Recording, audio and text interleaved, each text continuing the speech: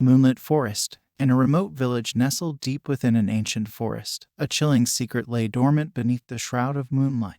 The dense woods whispered with eerie tales of the past, but none could compare to the horrors Sarah, a curious journalist, was about to uncover. The village was steeped in tradition, its people living in harmony with the rhythms of nature. But a shadow had fallen over the once tranquil hamlet. Rumors circulated through hushed conversations in the village square. Mysterious disappearances had plagued the community for years, and the superstitious villagers whispered of a curse that transformed man into beast beneath the silvery glow of the moon. Sarah, with her insatiable thirst for truth and a relentless curiosity, found herself drawn to the village. The prospect of unraveling a story that could grace the front page of her newspaper proved too tantalizing to resist. Her search for answers led her deep into the heart of the moonlit forest. The atmosphere was heavy with an eerie foreboding, the dense trees cloaking her in shadow. Moonlight seeped through the gaps in the foliage, creating an otherworldly, ethereal glow. As she ventured further, the sense of isolation weighed on her, and the impending danger hung like an unspoken promise. Sarah's journey led her to a dilapidated cabin, its time-worn wood seemingly embracing the secrets of the forest. It was there, in the dead of night, that she first encountered the supernatural. The chilling howl of a creature both human and beast sent shivers coursing down her spine. The moment was upon her, and the enigma of the moonlit forest unraveled before her very eyes. Glistening under the spectral moonlight, a werewolf emerged from the shadows. The creature's eyes bore into her soul with a feral hunger, and its gnarled claws extended like daggers. Sarah's heart raced as she fumbled to capture evidence of the beast. Her camera flashed, and the image was forever etched in her mind, the moment of truth, of terror. The creature, as though it sensed the threat to its secrecy, lunged at her. Sarah barely had time to react, her instincts propelling her to flee. She sprinted through the forest, heart pounding, adrenaline surging. The ominous howls of the werewolf echoed in pursuit. With each step, the forest seemed to close in around her, gnarled branches reaching out to snag at her clothes. Her breaths came in ragged gasps as she stumbled upon a clearing where the moonlight bathed the scene in an ethereal glow.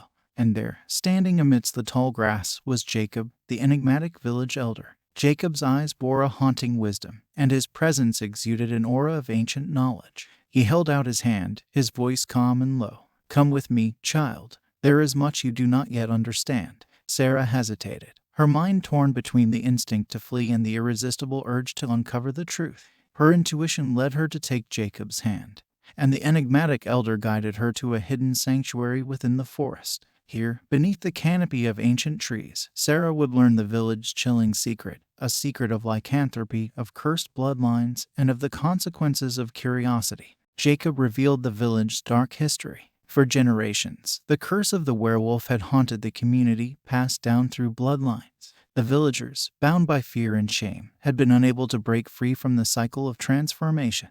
Each month, during the full moon, they became beasts, terrorizing the forest. Jacob himself was the last survivor of a generation cursed with the affliction, but he had chosen a life of seclusion to protect the village from their own darkness. Sarah's heart ached for the villagers, trapped by their affliction, and her resolve to uncover the truth strengthened.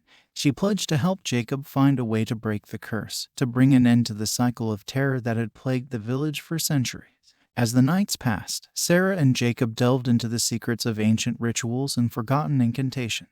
Their journey led them through the depths of the forest, seeking the one thing that could save the village, the elusive silver amulet.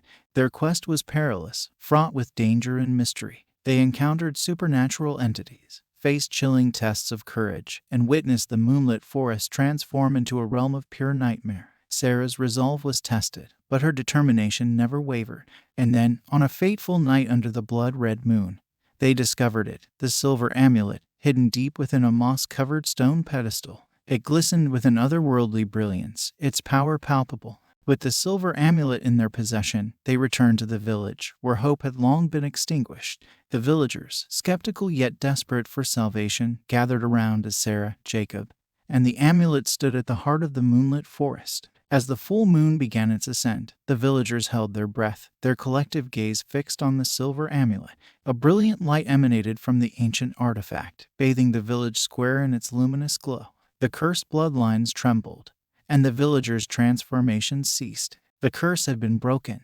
tears of relief and gratitude flowed as the villagers, no longer bound by their affliction, rejoiced in the forest that had long been a source of dread. Sarah's quest for truth had brought about a transformation not only for the villagers but for herself. The consequences of curiosity had led to the discovery of the unknown and the salvation of an entire community. And so, the Moonlit Forest, once a place of fear and dread, became a symbol of hope and redemption, forever bound to the village's history. In the stillness of the night, the eerie atmosphere gave way to an overwhelming sense of relief, gratitude, and newfound courage. As the moon cast its silvery light upon the world, the enigma of the Moonlit Forest remained, but it was no longer a threat. It was a sanctuary, a place of transformation, and a testament to the power of determination and the consequences of curiosity. Sarah's story had become a legend, etched into the annals of the village's history, a tale of darkness and the resilience of the human spirit. The curse of the pack. The cursed village of Blackthorn Hollow lay shrouded in a perpetual gloom, where the fog hung low and heavy, as if the very earth itself mourned the unspeakable horrors that had taken root in the heart of the community. For years, the villagers had whispered in dread of the creatures that stalked the night, and the time had come for a tale of transformation, despair, and the shadows of the full moon. Emily, a young woman marked by the cruel hand of fate, bore the weight of a curse that tormented her every waking hour. She had been born with lycanthropy, a condition that condemned her to a life torn between her human essence and the ferocious instincts of the wolf. Each full moon was a battle for control, and every transformation brought with it a sense of guilt and helplessness. In her quest for salvation, Emily had heard whispers of a local hunter, Thomas, who was rumored to have crossed paths with lycanthropes before. With a desperate heart and hope in her eyes, she sought out Thomas, pleading for his help to break the curse that bound her to the moonlit horrors. Thomas, a grizzled figure who had lived through his share of trials and tribulations, agreed to help Emily. As the two set out on a journey to confront the curse that plagued her, they uncovered the harrowing truth. Blackthorn Hollow was a cursed village, not solely because of Emily's condition but due to the sinister presence of an underground werewolf society. The atmosphere in Blackthorn Hollow grew tense and foreboding with each passing night. Rumors of mysterious disappearances had haunted the villagers, and their fear manifested in a collective unease. They closed their doors tight as soon as the sun dipped below the horizon, knowing that the darkness belonged to the creatures that walked among them. One fateful night, Emily's transformation into a werewolf struck with a violence she had never experienced before. Her humanity slipped away as her senses sharpened, and her instincts guided her into the heart of the village. She howled at the moon, a mournful cry that sent shivers through the villagers' spines. As she prowled the village streets, unaware of her actions, Thomas witnessed her transformation into a creature of nightmares. The hunter's heart ached, torn between his mission to help Emily and his duty to protect the village from the lycanthropic threat. With great difficulty, Thomas managed to subdue Emily and prevent her from causing further harm. Her tears, as they rolled down her fur-covered cheeks, carried a mixture of sorrow, frustration, and the torment of her existence. It was a stark reminder that she was not just a monster, she was a woman cursed. The morning light revealed the destruction caused by Emily's nightmarish escapade, and the villagers, filled with a sense of hopelessness, began to turn on her. They gathered with accusations, pointing their fingers at the very embodiment of their fear. Emily's pleas for understanding fell on deaf ears, and her heart was heavy with the consequences of discrimination. As the villagers gathered to pass judgment on her, a revelation came to light. Thomas, the local hunter, stepped forward and shared the truth he had uncovered. Blackthorn Hollow was not just a victim of lycanthropy. It was host to a clandestine society of werewolves with sinister plans. They were the true source of the village's suffering. The news sent shockwaves through the village, and the atmosphere shifted from anger to despair. The villagers, once united against Emily, now turned to her with a different plea in their eyes. They needed her help to confront the malevolent werewolf society that had brought misery upon their lives. With Thomas by her side, Emily agreed to assist the villagers in their fight against the hidden pack. The night was fraught with tension as they ventured into the depths of the cursed woods, guided by the moon's ominous glow. They approached the heart of the werewolf society's lair, where the council of sinister creatures gathered. The confrontation that followed was a battle of humanity against the primal, a fight for survival, and a desperate attempt to break the curse that had ensnared the village for generations. The werewolf council, powerful and cunning, would stop at nothing to protect their secrets. In the end, it was a battle that held consequences beyond imagination. Lives were lost, loyalties were tested, and the price of breaking the curse weighed heavily on Emily's heart. But as the moon began to wane, the curse was broken, and the lycanthropic influence over the village was vanquished. The atmosphere in Blackthorn Hollow shifted once more, this time to one of gratitude and redemption. The villagers, no longer bound by fear, opened their hearts to Emily, recognizing the woman beneath the curse and the hunter who had protected them from the darkness that lurked in their midst. As the first rays of dawn bathed the village in a warm embrace, hope and unity replaced the oppressive atmosphere that had once plagued the cursed village. The struggle to overcome one's nature had led to redemption, and the consequences of discrimination had been replaced by understanding and forgiveness. In the end, the curse of the pack had been broken, and the darkness that had shrouded Blackthorn Hollow for generations had been banished, replaced by a new beginning bathed in the light of dawn. The haunting of Blackwood Manor. In the heart of the eerie and decaying Blackwood Manor, a darkness as old as time had taken root, lurking in the shadows and whispering through the crumbling halls. A place long forgotten by time, it stood shrouded in the mists of a bygone era, where secrets of the past echoed in the howling winds. Amelia, a seasoned paranormal investigator, received an invitation that would lead her to Blackwood Manor, a name synonymous with tragedy and despair. The request came from William, the enigmatic owner of the mansion, who had reached out in a last-ditch effort to unravel the enigma that had haunted his family for generations. The atmosphere in Blackwood Manor was unlike any other, heavy with the weight of history and tales of the macabre. The decaying walls bore witness to the countless souls that had passed through, their lives now lost to the mists of time. As Amelia stepped over the threshold, the unsettling atmosphere sent a shiver down her spine. The mansion seemed to breathe, the very air pulsing with hidden secrets. Amelia's first encounter with the supernatural came on her very first night in Blackwood Manor. As the moon cast eerie shadows throughout the chamber, she heard the faint, ghostly whisper of a spectral figure. Her heart raced as she followed the whispers to an ancient, dusty mirror, its glass marred by time. There, in the reflection, a spectral werewolf emerged from the depths of the mirror's silvered surface. Its glowing eyes bore into her soul, and its bared fangs spoke of torment and suffering. The spectral werewolf howled, a mournful cry that pierced through the very essence of Blackwood Manor. Amelia's investigation had taken an unsettling turn, and it became clear that the mansion was not haunted by ordinary spirits. These were werewolves, restless souls seeking vengeance for past atrocity. The mansion was their eternal prison, and they had become trapped between the realms of the living and the dead. Amelia and William were drawn deeper into the mysteries of Blackwood Manor, determined to uncover the truth that had remained buried for generations. As they ventured through the mansion's decaying corridors, they discovered hints of the horrors that had transpired within its walls. A hidden chamber revealed the journal of a long-dead inhabitant, detailing the dark rituals that had cursed the manor. It spoke of a werewolf society with sinister plans, a curse that bound the spirits of its members to the mansion, and the innocent lives that had been caught in the crossfire. The mansion's gothic atmosphere seemed to intensify with each revelation, its unsettling presence a constant reminder of the malevolent spirits that roamed its halls. Amelia and William knew that the only way to free the werewolves and break the curse was to perform a séance. As the night settled over Blackwood Manor, they gathered in the dimly lit drawing room, surrounded by candles, incense, and an aura of foreboding. Amelia, the conduit between the living and the spectral, prepared to make contact with the restless spirits. The séance began, and the room grew heavy with tension. Amelia's voice wavered as she called out to the werewolves, beseeching them to share their story and release their vengeance. The atmosphere crackled with energy, and the temperature dropped to an unnatural chill. But as the séance continued, the spirits grew increasingly agitated.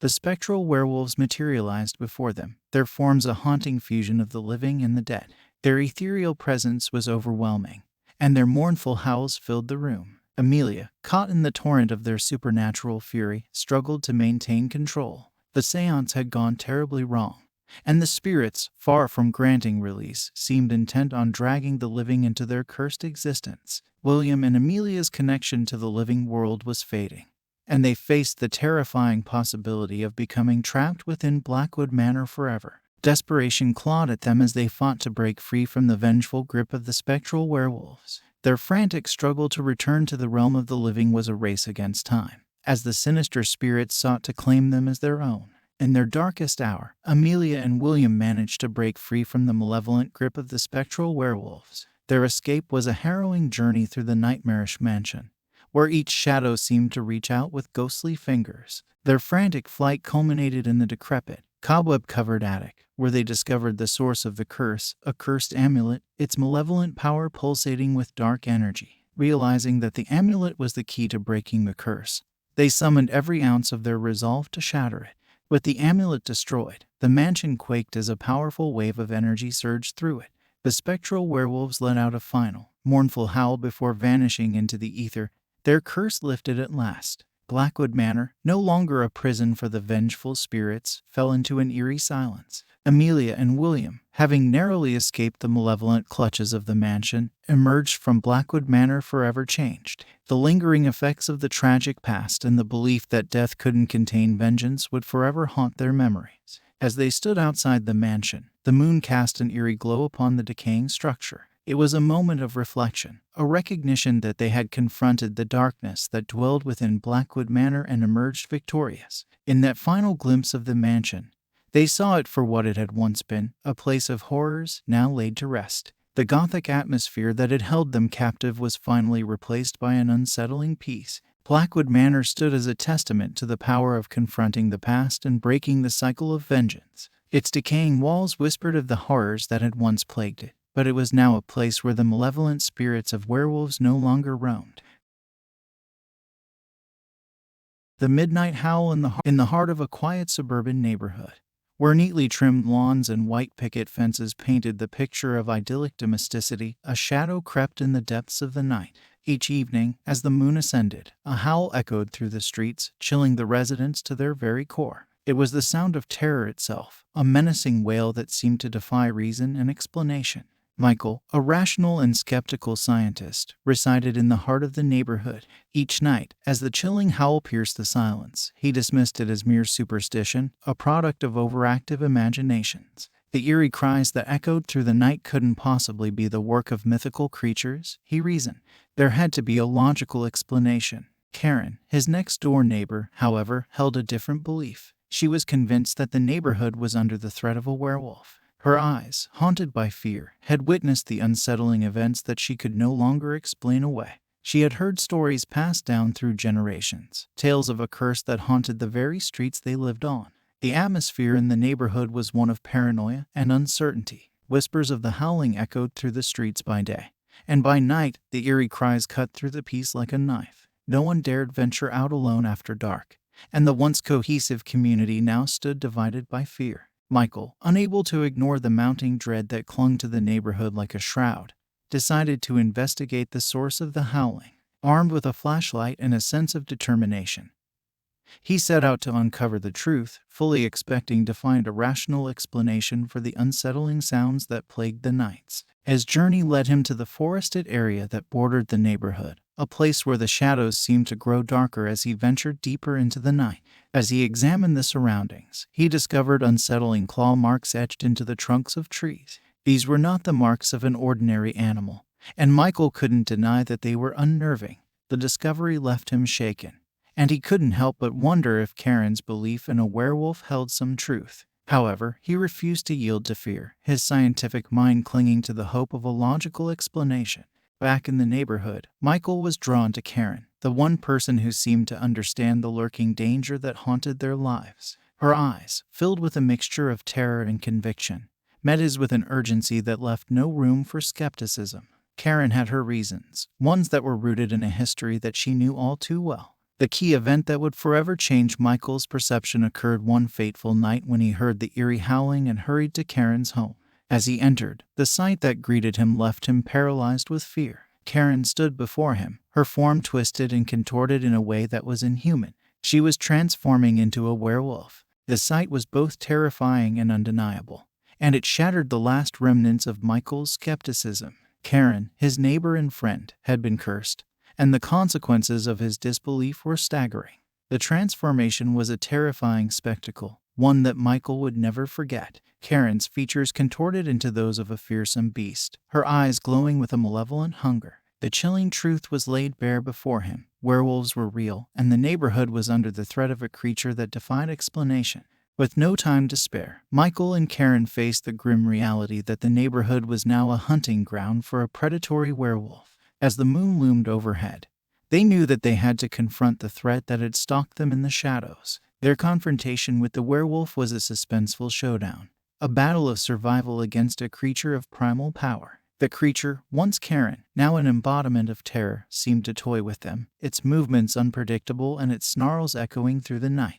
In their harrowing battle, the werewolf's strength proved almost insurmountable. The fight was desperate, their survival hanging in the balance, but they refused to yield to the lurking danger. With a final, adrenaline-fueled burst of determination, they managed to outmaneuver the beast. As the sun began to rise, the werewolf's power waned, and the creature, trapped in its lycanthropic form, fled into the shadows. The neighborhood was left in the eerie silence of daybreak, a testament to the terror that had unfolded. The consequences of skepticism and disbelief had been paid in blood. But Michael and Karen emerged victorious, their bond strengthened by the harrowing experience. They had faced the unimaginable and lived to tell the tale. The neighborhood, once plagued by the mysterious howling, had reclaimed its peace. The howls that had echoed through the night had been silenced, and the atmosphere that had been filled with paranoia and fear was now replaced by a sense of relief. In the end, the terror of disbelief had given way to a belief in the unknown. Michael had witnessed the horrors that lurked in the shadows, and his skepticism had been replaced by the chilling reality that the inexplicable could be all too real. The midnight howl, once dismissed as mere superstition, had become a haunting memory, a reminder of the consequences of doubt and the terror of disbelief. Blood Moon Festival in a remote village far from civilization. A chilling annual tradition took place, a tradition that few outsiders knew about, and for good reason. The villagers celebrated the Blood Moon Festival, an event that was both a source of terror and a nightmarish rite of passage. The atmosphere in the village was an unsettling blend of anticipation and dread as the festival drew near. For the villagers, this was a time of transformation, one that would alter the course of their lives and remind them of the horrors that had plagued their ancestors. Henry, a young villager with a sense of curiosity that set him apart, had grown up in the shadow of the Blood Moon Festival. He was the only one in the village who dared to question the annual ritual, to seek answers that the villagers preferred to ignore. Isabella, a mysterious outsider who had recently arrived in the village, had drawn Henry's attention. She carried an air of enigma and defiance, her presence standing in stark contrast to the conformity of the villagers. Her eyes, however, held secrets that mirrored the village's dark past. As the festival neared, the atmosphere grew chaotic and suspenseful. The villagers gathered in the town square, their faces a mixture of dread and determination. The festival was a time of transformation, a curse that had plagued the village for generations. When the blood moon rose, the villagers would become werewolves, their humanity slipping away with the setting sun. The transformation was a horrifying spectacle, one that shook Henry to his very core. As the blood moon ascended into the night sky, the villagers underwent a nightmarish metamorphosis. Their screams echoed through the square as their bodies contorted and twisted, fur sprouting from their skin, and their eyes glowing with a malevolent hunger. Henry's quest for answers led him to confront Isabella, the outsider who seemed to hold the key to the village's curse. She revealed to him the chilling truth. The villagers, bound by tradition and fear, were forced to undergo the transformation as part of the Blood Moon Festival. It was a cruel and ancient curse that had trapped the village for generations. The transformation was a brutal reminder of the conformity that held the villagers captive. They were forced to submit to the curse, a rite of passage that robbed them of their humanity and bound them to a malevolent force. It was a horror that had become an integral part of the village's identity. Henry, guided by a desperate determination to break the curse, embarked on a journey that would change the course of the Blood Moon Festival. With Isabella by his side, he sought a way to free the villagers from the nightmarish fate that awaited them each year. Their quest led them through the heart of the village, where secrets of the curse and the village's dark history lay hidden. They discovered an ancient amulet, a powerful artifact that held the key to breaking the curse. With it in their possession, they faced a suspenseful showdown during the blood moon. As the blood moon rose, Henry and Isabella confronted the villagers, armed with the amulet's power. The atmosphere was one of chaos and terror as the transformed villagers, no longer bound by the curse, turned their malevolence toward the outsiders who sought to break their tradition. The final showdown was a battle of survival against the villagers' supernatural strength and an unrelenting determination to maintain their way of life. Henry and Isabella fought to protect the amulet and to break the curse, their actions a reflection of their defiance against conformity and the horror that had plagued the village for generations. In the end, the power of the amulet shattered the curse, the villagers returned to their human forms, and the atmosphere in the village shifted from one of terror to one of disbelief. The Blood Moon Festival, once a source of conformity and dread, was forever changed. As the villagers grappled with the reality of their past and the consequences of their actions, Henry and Isabella emerged as symbols of defiance, challenging the horror of conformity and the idea that identity could be dictated by tradition. The village, once haunted by the curse of the blood moon, found itself on a new path. The atmosphere was one of uncertainty and change, as the villagers confronted the horrors of their past and the search for a new identity. In the end, the Blood Moon Festival, once a night of terror and conformity, had been transformed into a reflection of the village's struggle for freedom and a reminder that tradition should never come at the expense of one's identity. The Lycanthrope's Lullaby in the heart of an old, abandoned asylum that had been whispered about in hushed tones for generations, a malevolent secret lay dormant. The atmosphere within the asylum was one of claustrophobia, where the walls seemed to close in on any intruders who dared to venture inside. It was a place rumored to house a lycanthrope, a creature that defied explanation and terrorized the villagers. James, a dedicated paranormal researcher, had set his sights on the asylum, determined to prove the existence of the malevolent lycanthrope. He had heard the stories of the creature's atrocities, and he couldn't resist the allure of confronting the supernatural. The asylum's looming presence and the secrets it held called to him. Lucy, a ghostly figure from the asylum's dark past, had been a patient within its walls. Her existence was tied to the malevolent lycanthrope, a fact she had been unable to escape even in death. She wandered the asylum's decaying corridors, her presence a silent testimony to the horrors of the past. The tone and atmosphere within the asylum were chilling and oppressive, with a pervasive feeling of dread that seemed to seep from the very walls. James, undeterred by the unease that clung to the asylum like a shroud, embarked on his investigation, determined to uncover the truth. His key event occurred one fateful night when he heard a haunting lullaby that seemed to echo through the asylum's darkened hallways. The ethereal melody filled the air, its eerie beauty a stark contrast to the horrors that the asylum concealed. It was a lullaby that had been etched into the memories of those who had suffered within the asylum's walls. The lullaby, as beautiful as it was haunting, guided James deeper into the asylum, a siren's call that he couldn't resist. Each note held a promise of revelation, a clue to the asylum's malevolent secrets. It was a descent into darkness that he couldn't avoid. As James ventured further into the asylum, he was haunted by disturbing encounters with Lucy's spirit. Her ghostly presence seemed to materialize at the most unexpected moments, a specter of the past that sought to communicate the horrors she had witnessed. Her eyes held a silent plea, a desire to be heard and understood. The discovery of the asylum's dark secrets was a harrowing journey into the depths of madness. James uncovered records that detailed the atrocities that had taken place within its walls, the cruel experiments, the suffering of the patients, and the malevolent lycanthrope that had been a source of terror for generations. The asylum's history was a reflection of the consequences of past atrocities, a stain that refused to be washed away. The spirits of the patients, including Lucy, seemed to be trapped within the asylum, their restless souls seeking retribution for the horrors they had endured. James' confrontation with the malevolent lycanthrope was a bone-chilling encounter, a battle of survival against a creature of supernatural power. The lycanthrope's presence was a manifestation of the asylum's dark past, a reminder that the sins of the past could never be forgotten. As the final confrontation played out within the asylum's shadowed corridors, James was faced with the haunting power of retribution. The malevolent lycanthrope, a force of vengeance that had haunted the asylum for generations, sought to claim him as its final victim. In the end, James managed to break free from the malevolent lycanthrope's grip, escaping the asylum's clutches. The atmosphere within the asylum shifted from one of oppressive dread to one of eerie silence. The spirits of the asylum's past, including Lucy, were finally at rest, their retribution achieved. The consequences of past atrocities had been confronted,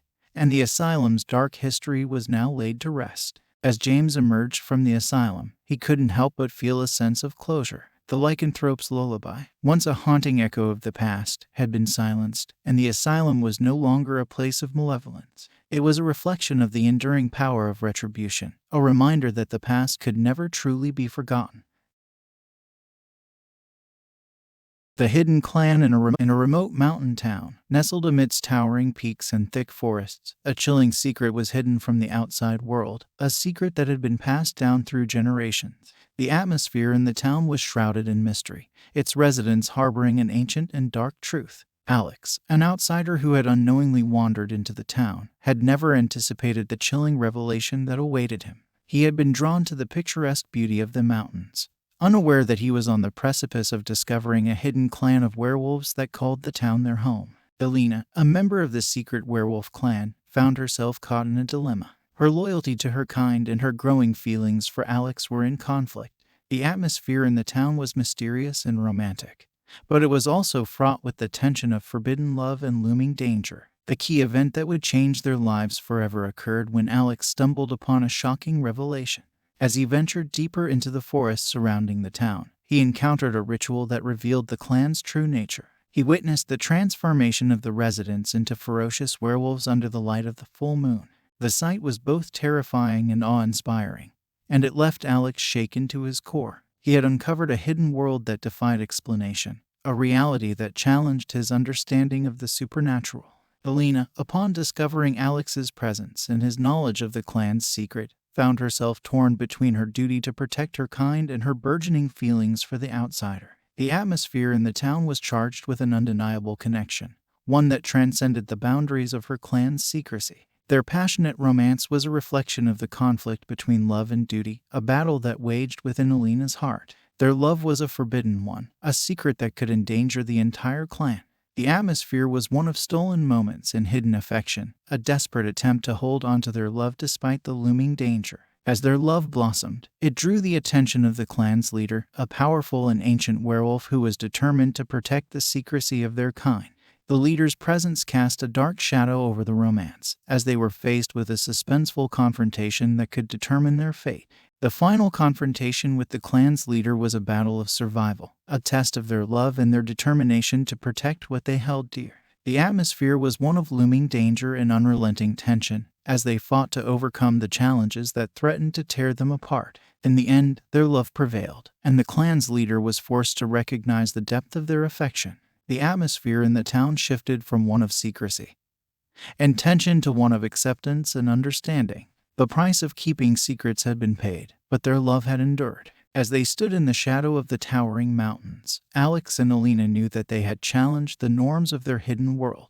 The atmosphere in the town was forever changed, and the residents found themselves in a new reality, one that allowed love to flourish despite the consequences. The conflict between love and duty had been resolved, and the atmosphere in the town was one of hope and acceptance. The price of keeping secrets had been revealed, but it was a price that had been worth paying for the chance to love without boundaries. The beast within amidst the desolation of a secluded cabin in the heart of the woods. A fierce winter storm raged outside, its howling winds and blinding snow creating an impenetrable barrier. The atmosphere inside the cabin was one of intense isolation, as the walls seemed to close in on its only two inhabitants. David, a writer seeking solitude to stoke the fires of his creativity, had arrived at the cabin with the promise of an uninterrupted escape from the world.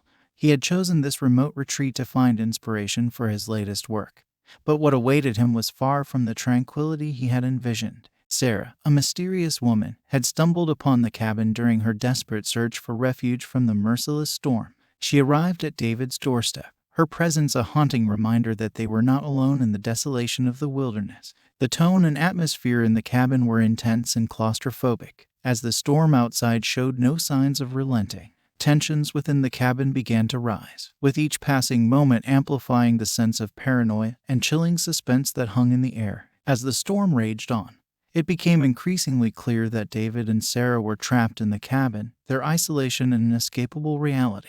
The atmosphere was one of a ticking clock, with the frigid winds outside serving as a relentless reminder of their vulnerability. The key event that would shatter the fragile peace inside the cabin occurred when the two of them began to suspect that one of them was harboring a dark secret. The escalating paranoia, fueled by the isolation and the storm's unrelenting fury, left them with an unsettling realization: one of them was a werewolf. The revelation sent shockwaves through the cabin, its atmosphere now one of imminent danger and impending doom. The thin line between human and monster had blurred, and the terror of being trapped with the unknown had reached its zenith. David and Sarah faced a life-or-death struggle for survival, their every move shadowed by the chilling realization that the beast within was in their midst. The atmosphere was electric with fear as they tried to navigate the treacherous waters of their newfound reality. The cabin, once a refuge from the storm, had transformed into a battleground for their lives. They were faced with the terrifying knowledge that the werewolf among them could strike at any moment, its identity hidden in plain sight. As they searched for clues to the werewolf's identity, they uncovered unsettling evidence that pointed to both of them as potential suspects. The atmosphere in the cabin was now one of relentless tension and paranoia as they questioned their own humanity and the trust they had placed in each other. The final confrontation with the werewolf was a heart-pounding battle, a desperate struggle for survival as David and Sarah fought for their lives. The atmosphere was one of unrelenting terror as they grappled with the beast within and the stark realization that their humanity hung in the balance. In the end, they managed to subdue the werewolf, the cabin's atmosphere now heavy with the consequences of their ordeal. The terror of being trapped with the unknown had left an indelible mark on both of them, a chilling reminder of the thin line between human and monster. The atmosphere in the cabin had shifted from one of isolation and quiet contemplation to one of surviving the unimaginable. David and Sarah emerged from the ordeal forever changed, their bond forged in the crucible of terror. As the storm outside finally began to subside, and the cabin's walls stopped closing in on them, they were left with a haunting sense of the unknown. The beast within had been revealed, and the atmosphere within the cabin was forever scarred by the knowledge that their humanity was never as certain as they had once believed. The silver amulet in a cursed village, shrouded in the shadow of a relentless werewolf. A chilling legend persisted, a legend that spoke of a silver amulet, a talisman said to hold the power to protect against the malevolent creatures that plagued the land.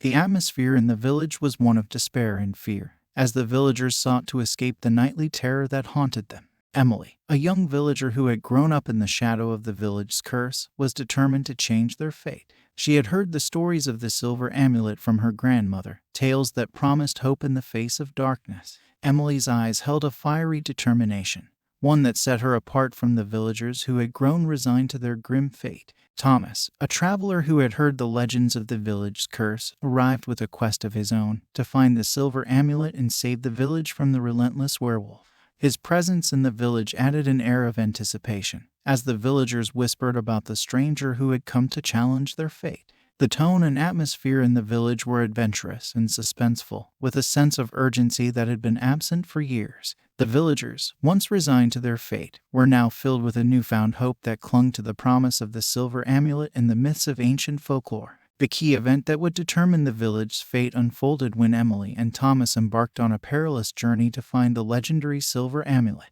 Their quest took them through the dense, haunted forests surrounding the village, a realm where the werewolf held sway and danger lurked around every corner. As they delved deeper into the forest, they uncovered clues that led them to the amulet's hidden location. The atmosphere in the woods was charged with the excitement of discovery, as Emily and Thomas followed the trail left by the legends of old.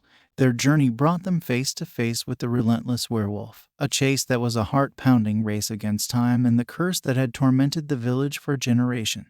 The atmosphere was one of unrelenting suspense, as they fought to evade the creature that was determined to stop them. The dramatic battle to protect the village unfolded as Emily and Thomas faced the werewolf in a battle of survival. The atmosphere was one of intense struggle, as they fought to protect the silver amulet and the village's hope for a brighter future. In the end, their determination prevailed, and the werewolf was vanquished. The atmosphere in the village shifted from one of despair and fear to one of hope and resilience. The power of myth had been proven, and the village had been freed from the curse that had plagued them for generations. The themes of the power of myth and the resilience of hope had been brought to life in the face of despair. The atmosphere in the village was forever changed, as the villagers emerged from their long night of fear into the dawn of a new day. As the sun rose over the village, Emily and Thomas knew that their quest had not only saved the village but had also breathed new life into the ancient legends of the silver amulet. The atmosphere was one of triumph, as the villagers celebrated their newfound hope and the realization that even in the face of the darkest of curses, there was always a glimmer of light. The lycanthropic legacy in the heart of an eerie and ancient cemetery, where the shadows of moss-covered tombstones seemed to stretch endlessly, an unsettling secret lay concealed. The atmosphere within the cemetery was thick with history and the whispers of the past, and as the sun dipped below the horizon, it became a realm of gothic and mysterious dread. Sophia, a historian with an insatiable thirst for untold stories, had arrived at the cemetery with a sense of anticipation. She had heard the whispers of a lycanthropic legacy buried within these ancient grounds, and her heart raced with the prospect of unearthing the truth. The atmosphere was charged with the promise of historical discovery and supernatural intrigue. Vincent, a cursed descendant of the lycanthropic bloodline, had grown up in the shadow of his family's dark legacy. The tone of his life had been one of apprehension, as the weight of his lineage loomed heavy on his shoulders. He had come to the cemetery with a sense of reluctance, unsure of what he might uncover about his own destiny. The atmosphere between Sophia and Vincent was one of intermingled curiosity and apprehension, as they embarked on a journey to confront the lycanthropic legacy that bound them. As they delved deeper into the cemetery's secrets, they uncovered chilling discoveries that left them with a sense of historical dread. The key event that would unravel the lycanthropic legacy occurred when Sophia stumbled upon hidden journals and artifacts, each one unveiling the tales of lycanthropic transformations that had plagued the town for generations.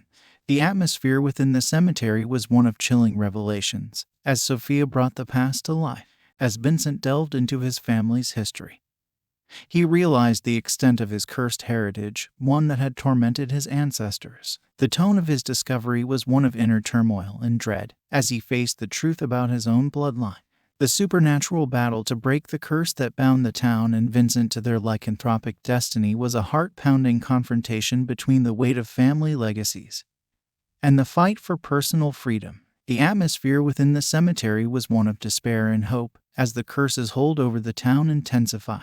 In the end, Sophia's determination to unveil the truth and Vincent's struggle to break free from his lineage led to a dramatic confrontation with the lycanthropic curse. The atmosphere was one of suspense and desperation, as they fought to reclaim their destiny and break the chains of the past. The curse was ultimately vanquished, and the atmosphere within the cemetery shifted from one of dread to one of liberation. The weight of the lycanthropic legacy that had haunted the town for generations had been lifted, and the town was now free from the grip of its dark past. As the moon cast an eerie glow over the ancient cemetery, Sophia and Vincent stood as symbols of the fight to break free from one's destiny. The tone of the cemetery had shifted from one of historical dread to one of hopeful liberation, a testament to the power of confronting one's past and the courage to fight for a brighter future. Moonlit curse. Deep within the heart of a dark and foreboding forest, far from the bustling world, there lay a secluded village. It was a place untouched by the hands of time, and secrets as ancient as the trees whispered through its narrow, winding streets. The village was encircled by dense woods, and the people who lived there spoke of a cursed forest that stretched its gnarled limbs around their homes. It was a place where the boundary between the living and the otherworldly blurred, and the locals lived in a constant state of dread. Sarah, a local historian with a thirst for uncovering hidden truths, had long been intrigued by the mysterious tales of this village. The forbidden forest that skirted the community was said to be cursed, plagued by a malevolent presence that had haunted the land for generations. The villagers shrouded the forest in a veil of superstition, and they warned against venturing too close to its shadowy border. Yet, Sarah was undeterred. She was determined to unveil the secrets that shrouded the village and its eerie surroundings. One fateful day, as she delved deeper into the village's history, Sarah stumbled upon a tantalizing lead, a cryptic journal entry hinting at the curse that held the forest in its icy grip. The entry spoke of a full moon, of ghastly howls in the night, and of a monstrous figure that stalked the trees. This was the story that had been passed down through generations, told in hushed tones around hearth fires. Her curiosity piqued. Sarah couldn't resist the pull of the village any longer. She knew that she had to experience it firsthand. Sarah's plan was to visit the village and document the history, to sift through the thick layer of myth and superstition to find the truth. But she couldn't do it alone. She needed a partner who could help her bring her findings to the world, someone who could lend credibility to her quest. That's where Thomas, a skeptical journalist, entered the picture. Thomas was a man of reason, a seeker of facts and a doubter of the supernatural. He had heard the village stories before, but he dismissed them as folklore. Sarah's pitch was met with raised eyebrows, but her enthusiasm was infectious. She convinced Thomas that there might be a real story to uncover, and he couldn't resist the allure of a good investigative piece. They arrived in the village on a chilly evening, greeted by suspicious and wary villagers who watched their every move. The locals spoke of the curse in hushed tones, as if the very mention of it could awaken the ancient evil that lay dormant in the forest. Sarah and Thomas settled into a rustic inn, where they would be based during their investigation. As the days passed and their research intensified, they found themselves absorbed in the village's history. It was a place where fear reigned, and the curse was all too real for those who lived there. They met with elders who recounted the terrifying nights of the full moon, when the forest came alive with nightmarish howls and blood-curdling screams. Soon, the day of the full moon approached. It was a night Sarah and Thomas had been both dreading and anticipating. They prepared for their excursion into the forest, armed with cameras and recorders, ready to document any evidence of the supernatural. As the sun dipped below the horizon, the village was cloaked in an eerie silence. The moon rose, casting an eerie glow over the trees. The cursed forest beckoned to them, and despite their mounting anxiety, they ventured in. The forest was alive with the whispers of the wind and the rustling of leaves. But there was something more, something lurking in the shadows. The air grew colder, and their breaths became visible in the moonlight. Every step was fraught with tension as they followed the faint traces of the ominous journal entry. And then they heard it, an otherworldly, guttural howl that seemed to come from all directions. It sent shivers down their spines. Panic set in as they realized they were not alone. A pair of eyes, reflecting the moonlight, appeared in the underbrush, fixed on them with a predatory intensity. There, in the cold, dark heart of the cursed forest, they encountered the source of their fear. It was a creature of nightmares, a grotesque fusion of man and wolf, a werewolf. Towering on two legs, covered in matted fur, and with teeth as sharp as daggers, it snarled with an unholy hunger. Sarah and Thomas froze in terror, their rational minds unable to comprehend the supernatural horror before them. They had sought the truth, but now they were faced with a creature that should only exist in the realm of legends and nightmares. The werewolf lunged, and they barely had time to react. Sarah's heart pounded as they fled, running through the twisted, moonlit forest, chased by the relentless beast. The curse had come to life, and there was no escaping its malevolent grasp. Their breaths came in ragged gasps, their footsteps echoing in the darkness. They stumbled over roots and fallen branches, the relentless pursuit of the werewolf serving as a haunting reminder of the ancient evil that gripped the forest. Just when it seemed like there was no hope, they stumbled upon a hidden path that led them out of the forest and back to the village. The beast, bound by the curse, could not cross the village threshold. They collapsed in the safety of the village square, their bodies trembling from the adrenaline and fear that still coursed through their veins. They had sought the truth, and they had found it in the most terrifying way possible. As the sun began to rise, the cursed forest slowly receded into the shadows, and the werewolf retreated to its hidden lair. The villagers, waking to find Sarah and Thomas safe, seemed to exhale a collective sigh of relief.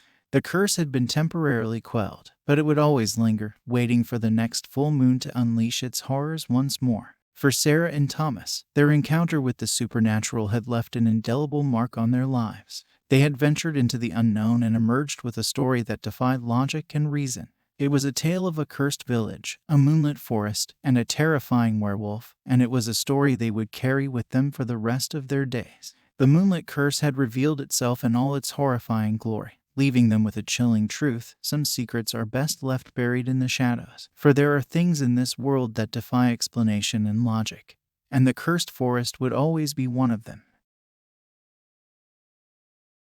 The Pack's vengeance. The remote cabin was a speck of warmth in the vast wilderness, nestled deep within the heart of the unforgiving forest. It was a sanctuary of flickering firelight and a cozy refuge from the biting cold outside. Mike, a seasoned hunter, had brought his group of friends here for a weekend retreat. Little did they know, this cabin would soon become a battleground for their very lives. The snowstorm had been merciless, burying the cabin in a thick shroud of snow. It was a night where the wind howled like a vengeful spirit and the world outside seemed to have been erased from existence. Inside the cabin, the fire crackled, casting dancing shadows on the walls, and the group huddled close for warmth. Laughter and stories filled the room, and the flicker of candles added a warm, welcoming glow. But beyond the windows, in the icy blackness of the forest, a different kind of warmth was stirring, an insatiable hunger that burned deep within the hearts of the vengeful pack. They had waited in the shadows, patient and relentless, for the perfect moment to strike. As the hours passed, the storm showed no sign of relenting. The friends had no choice but to stay put, trapped in their cozy cabin by the fury of nature outside. It was a night that would forever change their lives. Mike had been the one who had ventured into the wilderness many times before, the one who knew these woods like the back of his hand. He had assured his friends that this trip would be an adventure they'd never forget. What he didn't mention was the legend of the vengeful werewolf pack that was said to haunt the very woods they were in. The locals spoke of a curse that had been placed on the pack long ago, a curse that bound them to the forest and turned them into bloodthirsty monsters whenever the moon was full and the snowstorm fierce. Mike dismissed these tales as mere folklore, but the stories weighed heavily on the minds of his friends as they sat huddled together. As the night wore on, they heard it, the ominous howling of the pack. The chilling sound seeped through the cabin walls, filling the room with an eerie, bone-chilling atmosphere. Fear twisted the faces of Mike's friends, their eyes wide with terror. The howling grew closer, and suddenly, the front door burst open, sending a frigid blast of snow and wind into the cabin. Standing in the doorway was the leader of the vengeful pack, a hulking creature with fur as black as the night and eyes that burned with an unnatural hunger. Its fangs glistened in the firelight, and its growl was a guttural warning. Mike's heart raced as he realized that the legends were true. The cabin had become their prison, and the pack was the jailer. A desperate battle for survival began as the pack descended upon the cabin, their claws and teeth tearing through walls and flesh alike. Mike and his friends fought valiantly, using whatever makeshift weapons they could find, but the pack's vengeance was relentless. The cabin became a gruesome battleground, a scene of unrelenting terror as the friends struggled to fend off their attackers. Blood stained the snow outside as the storm raged on, the cabin's flickering fire a stark contrast to the merciless violence within. The friends had become prey in the pack's relentless hunt, their screams echoing through the forest, drowned out by the howling wind. But Mike, the hunter, refused to surrender to the pack. With a final, desperate lunge, he managed to subdue the leader, driving a makeshift stake through its heart. The pack's vengeance had been quelled, at least for the moment. The storm outside continued its onslaught, the world blanketed in white, hiding the horror that had transpired within the cabin. Mike's friends, battered and traumatized, looked to him for answers, for a way to escape the relentless snowstorm and the curse that still lingered in the forest. It was a night they would never forget, a night of survival and terror in the unforgiving wilderness. They had underestimated the legends, and they had paid a steep price for their ignorance. As dawn finally broke, the storm began to relent, and the forest, now eerily quiet, revealed no trace of the vengeful pack. The cabin stood as a grim testament to the night's horrors, a place forever scarred by the relentless hunger of the cursed creatures. Mike and his friends were left with a chilling truth. The forest held secrets that defied explanation and logic, and the pack's vengeance would forever be a haunting reminder of the terrors that could lurk in the most remote corners of the world. They had survived, but they would carry the scars of that night with them, a reminder of the relentless and unending hunger of the supernatural. The Torn Diary. The old mansion had long stood as a melancholic sentinel near the edge of the dark and tangled forest. Its once grand walls, now worn and weary, whispered the secrets of a tragic history that the world had forgotten. The locals spoke of the mansion in hushed tones, convinced that it was haunted, cursed by a forbidden love story that had unfolded within its decaying walls. Amelia, a determined historian with a penchant for uncovering forgotten tales, had become obsessed with the rumors surrounding the mansion. The whispers of ghostly apparitions and the legends of a forbidden love had ignited a curiosity in her that she couldn't ignore. She was determined to explore the decrepit mansion, to sift through the layers of mystery and discover the truth hidden within its walls. To assist her in this quest, Amelia enlisted the help of Daniel, an enigmatic guide with a reputation for exploring the darkest and most obscure corners of the world. His presence added an air of mystique to their journey, and it was said that he had a knack for uncovering the supernatural. The day of their exploration had come, and they stood at the threshold of the mansion, staring at its faded grandeur. The building's shadow seemed to reach out and draw them in, inviting them to uncover the secrets that lay hidden within its time-worn chambers. As they entered the mansion, they were met with a heavy, stifling atmosphere. Dust danced in the air, caught in the feeble rays of light that filtered through the cracked windows. The creaking of the wooden floors beneath their feet seemed to echo with the mansion's desolate history. Amelia and Daniel ventured deeper into the mansion, guided by the unshakable feeling that they were not alone. Their steps echoed through the narrow corridors, and the walls seemed to sigh with the weight of the stories they held. It was in a forgotten corner of the mansion, hidden behind a dusty bookshelf, that they stumbled upon the key to the mansion's enigma, a diary. The diary was weathered and torn, its pages yellowed with age, and its cover embossed with intricate designs. It was a relic from the past, a testament to a love that had defied time. As they began to read the diary, the tragic love story of a human woman and a werewolf unfolded before them. The woman, Eleanor, had been a young and beautiful soul, and the werewolf, Gabriel, was a creature of the night, bound by the curse that transformed him under the full moon. Their love was forbidden, a secret they had hidden from the world. The diary spoke of their stolen moments, their stolen glances, and the burning passion that had consumed them. It told of moonlit rendezvous in the forest, where they had pledged their love to each other. But as the pages turned, the tone of the diary grew darker. The curse that had bound Gabriel began to take its toll on their love. Eleanor wrote of Gabriel's increasing struggles to control the beast within him, of his terrifying transformations under the full moon, and the desperate attempts to protect the village from his wrath. The tragic climax of the diary's tale revealed Gabriel's heart-wrenching decision. To protect Eleanor and the village he loved, he chose to leave her forever. It was a farewell filled with sorrow, written in a trembling hand, and the final page was stained with teardrops. Amelia and Daniel were deeply moved by the diary's story, and they couldn't shake the feeling that the mansion itself was haunted by the spirits of Eleanor and Gabriel. The air grew colder, and the scent of roses, mentioned in the diary as Eleanor's favorite, lingered around them. As they delved deeper into the diary, they began to hear whispers in the shadows and felt the ghostly caress of unseen hands. The apparitions of Eleanor and Gabriel, bound by the tragedy of their love, seemed to materialize before them. The lovers, separated by death, were now reunited in their torment, forever haunting the mansion. Amelia and Daniel had unknowingly released the spirits of the lovers by reading the diary. The ghostly figures of Eleanor and Gabriel, caught in an eternal embrace, appeared before them. Their faces were etched with longing and sorrow, their eyes haunted by the love they had lost. The lovers seemed to be trapped in an endless cycle of reliving their tragic story. The mansion, once a silent witness to their love, was now a prison that bound them in torment. Amelia and Daniel could feel the anguish of the lovers as if it were their own. The presence of the supernatural was overwhelming, and the mansion seemed to close in around them.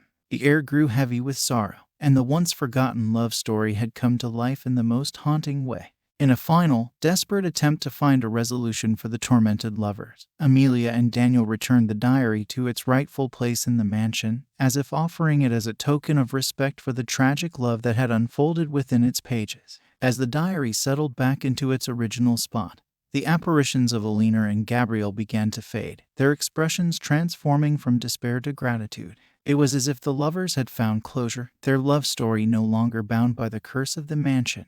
Amelia and Daniel left the mansion, forever haunted by the tale of forbidden love they had uncovered. The curse that had tormented Eleanor and Gabriel had now been shared with them, and they carried the weight of the lovers' tragedy with them.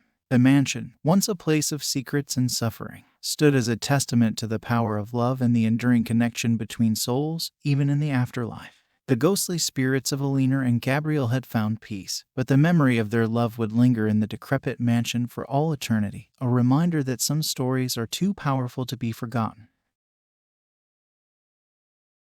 Blood Moon Festival. The village had always seemed like a picture-perfect postcard, a tranquil haven nestled between rolling hills and dappled forests.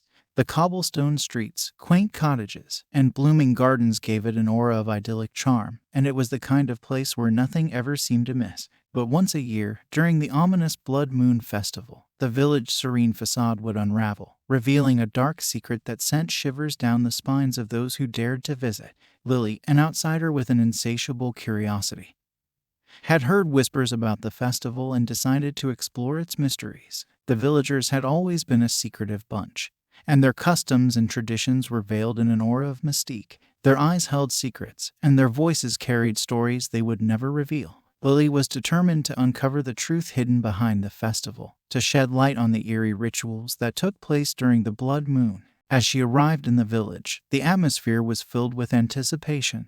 Banners of crimson and ebony hung from lampposts, and the sweet scent of rosemary and sage wafted through the air. Lily had rented a cottage on the outskirts of the village, choosing to observe the festival from a distance. The night of the blood moon had arrived, and the villagers gathered in the town square, their faces painted with mysterious symbols and their eyes gleaming with an unsettling fervor. They wore robes of deep scarlet and black, and they moved in graceful, synchronized dances that seemed almost ritualistic. Lily watched in fascination as the villagers lit a massive bonfire in the center of the square, its flames leaping towards the darkening sky. The drums and pipes played a haunting melody, and the villagers moved in a circular procession around the fire, their voices raised in eerie chants that echoed through the night. As the blood moon rose in the Inkai sky, its crimson hue casting an otherworldly glow over the village, Lily couldn't help but feel a growing sense of unease. It was as if the very air around her had thickened, as if an invisible tension gripped the village. She continued to observe the festival, her senses on high alert. She had noticed something odd about the villagers' behavior. Their movements had become more fluid and animalistic, their eyes gleaming with an unnatural intensity. It was as if an invisible switch had been flipped, transforming them into something different, something feral. Lily's curiosity had turned into apprehension. She needed to find answers, to uncover the truth behind the festival's eerie rituals. She couldn't ignore the growing sense of dread that had settled in her chest. As the night progressed, the villagers gathered around the bonfire, their movements growing increasingly frenzied. They raised their hands to the sky, their voices rising in a cacophonous chorus of howls and cries that sent chills down Lily's spine. Then it happened. The transformation that had eluded her understanding was now revealed in its horrifying reality. The villagers' bodies contorted and shifted, their bones cracking and flesh stretching as they morphed into monstrous, half-human, half-wolf creatures. The air was thick with the stench of fur and blood, and Lily could barely believe her eyes. As the villagers became fully transformed into werewolves, their eyes fixed on her with predatory intent. She was an outsider, an intruder in their sacred festival, and they saw her as a threat. Panic surged through her, and her heart raced as she realized the dire situation she was in. In a frantic, desperate attempt to escape, Lily dashed into the maze of cobblestone streets. The eerie cries of the villagers turned werewolves echoing behind her. The quaint cottages that had once seemed so charming now felt like a nightmarish labyrinth, the shadows concealing monstrous forms. Lily's breaths came in ragged gasps, and her footsteps resounded in the otherwise silent village. She knew she had to find a way out, to escape the clutches of the werewolves. But the village seemed to have transformed into a trap, its narrow streets leading her in endless circles. Just as she felt the hot breath of a werewolf on her neck, a hidden alleyway emerged before her, like a lifeline in the darkness. She raced down the alley, her pulse pounding in her ears, her every step a desperate plea for survival. The village had become a place of nightmares, where the quaint beauty had given way to a savage and relentless terror. The blood moon had unleashed the villagers' primal instincts, and Lily was caught in their deadly game. With every corner she turned and every dead end she encountered, Lily could feel the werewolves closing in, their predatory instincts honed by the crimson moon above. It was a harrowing pursuit, a relentless chase through the village's maze-like streets. Just when it seemed that there was no escape, Lily stumbled upon a crumbling, vine-covered wall. With all the strength she could muster, she scaled the wall, her fingers clawing at the ivy that clung to its surface. She reached the top just as the werewolves closed in below. Breathing heavily, Lily found herself in a dark forest, her heart still pounding with fear. The village, with its eerie blood moon festival, lay behind her. She had escaped the clutches of the werewolves, but the haunting memory of that night would stay with her forever. As the crimson moon slowly sank below the horizon, the villagers returned to their human forms, their memories of the night's events shrouded in a fog of uncertainty. The festival continued as if nothing had happened, as if the horrors of the blood moon were nothing more than a dream. But for Lily, the village's secrets were now exposed, and she could never forget the terror she had witnessed. The quaint, picturesque village had turned into a place of primal horror, and the Blood Moon Festival would forever be etched in her memory as a nightmarish experience she had barely survived.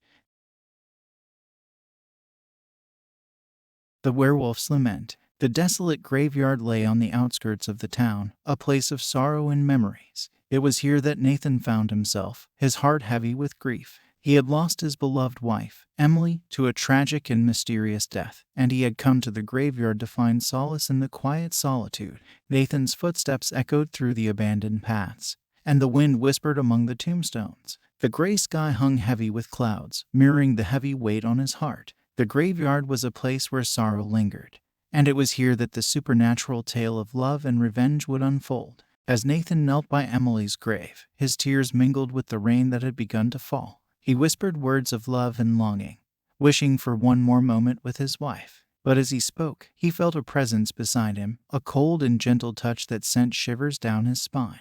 It was Emily, her ghostly form standing before him. Her eyes were filled with a sorrow deeper than the grave, and her voice carried a haunting beauty. She had returned from the afterlife, and she had a story to tell, a story that would send Nathan on a journey of vengeance. Emily revealed the truth about her death, a truth that sent a chill down Nathan's spine. She had been murdered by a werewolf, a creature of the night that had torn her from him. The memory of her screams haunted him, and the knowledge that the beast still roamed the night filled him with a burning desire for revenge. Together, Nathan and Emily embarked on a quest to seek out the werewolf and bring it to justice. They followed the ghostly trail of Emily's memory, the echoes of her final moments, to a desolate forest on the outskirts of town. It was there that the werewolf was said to dwell, hidden from the world.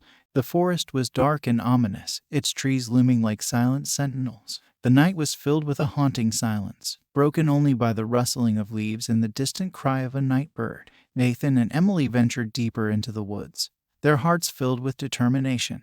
As they approached the heart of the forest, they felt an oppressive weight in the air. The moon, hidden behind a shroud of clouds, cast an eerie glow over the trees. It was a place where the boundary between the living and the supernatural blurred, and the presence of the werewolf was palpable. The ghostly presence of Emily guided Nathan through the forest, leading him to a clearing bathed in moonlight.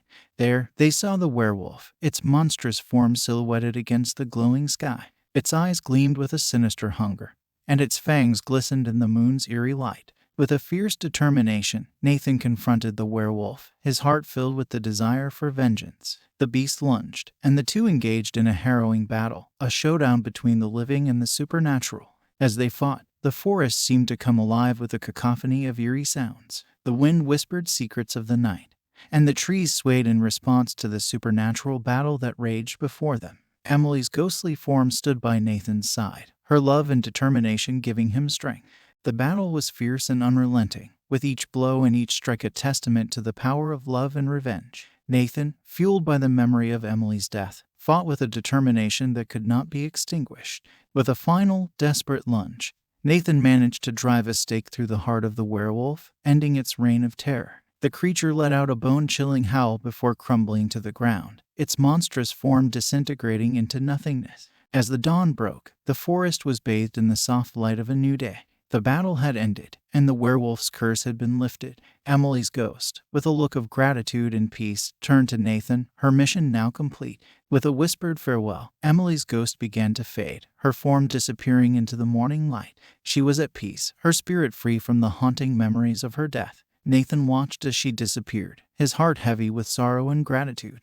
The desolate graveyard, once a place of grief and longing, had now become a place of closure and justice. Nathan had avenged his wife's death, and her spirit could finally find peace in the afterlife. The tale of love and revenge had come to an end, a supernatural story of loss and justice that had unfolded in the quiet solitude of the graveyard and the eerie depths of the forest. Nathan would forever carry the memory of that night with him, a reminder of the power of love and the strength of the human spirit in the face of the supernatural. Under a blood-red moon, the forest lay shrouded in an eerie mist, a place of ancient secrets and hidden mysteries. Emily, an archaeologist with an insatiable curiosity for the past, had always been drawn to places like this. Her colleague, Mark, was a man of skepticism, a rational thinker who questioned the existence of the supernatural. Little did they know that their journey into the fog-shrouded forest would unravel a terrifying tale of revenge and the supernatural. The ancient ruins had always been whispered about in local legends, their location lost to time.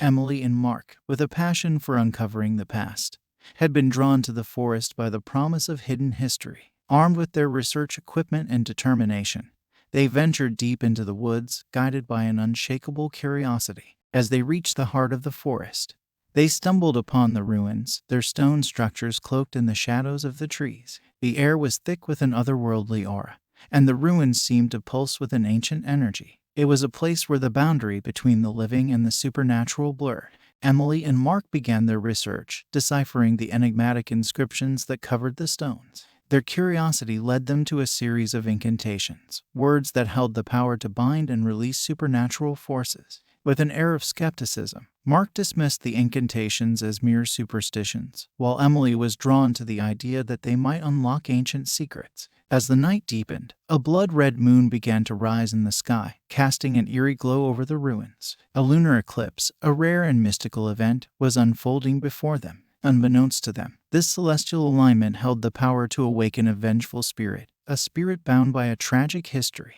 With a sense of trepidation, Emily and Mark recited the incantations, unlocking a power they couldn't comprehend. The ground trembled beneath their feet, and the forest came alive with a chorus of unearthly cries. It was as if the ancient ruins had responded to their call, and a powerful force had been unleashed. As the blood-red moon reached its zenith, a spectral figure emerged from the ruins, a monstrous apparition that seemed to be formed of darkness and mist. It was the vengeful spirit of a werewolf, bound by a curse and seeking revenge for a history of suffering.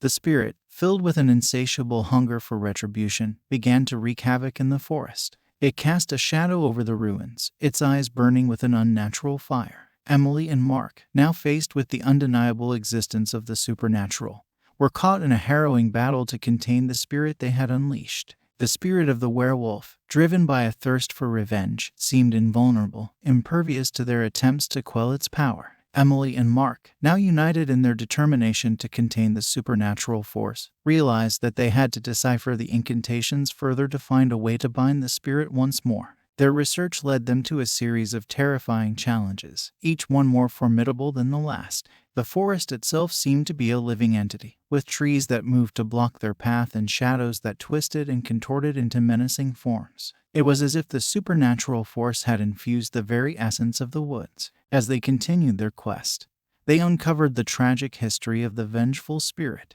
It had once been a human, bound by a curse that transformed it into a werewolf during the full moon. The villagers, fearing the beast within, had banished it to the ruins, where it had suffered in solitude for centuries. Their empathy for the spirit grew, even as they knew they had to contain it to prevent further havoc. The challenges they faced were daunting, from deciphering ancient symbols to solving riddles that seemed to be a test of their very sanity. With each challenge they overcame, the spirit's power waned, its monstrous form flickering like a dying ember. But it would not give up without a final, desperate struggle. As the lunar eclipse drew to a close, they faced the spirit in a final showdown. With an incantation of binding, they managed to contain the spirit, sealing it within the ruins once more. The forest fell silent, and the ruins seemed to exhale a sigh of relief. The vengeful spirit was trapped, its thirst for revenge quenched. As the blood-red moon disappeared from the sky, the forest returned to its quiet solitude. Emily and Mark, now bound by a shared experience of the supernatural, left the ancient ruins behind. They had uncovered a tale of vengeance and suffering, a story that had drawn them into a world of the supernatural. The forest, with its ancient ruins and hidden history, had taught them a lesson in the power of the past and the consequences of tampering with forces beyond their understanding. The supernatural, once dismissed by Mark's skepticism, had revealed its terrifying reality, and they had come face to face with a vengeful spirit bound by a history of suffering. The Curse of the Heirloom. The grand mansion stood atop a hill, its centuries-old walls bearing witness to generations of secrets and dark family legacies.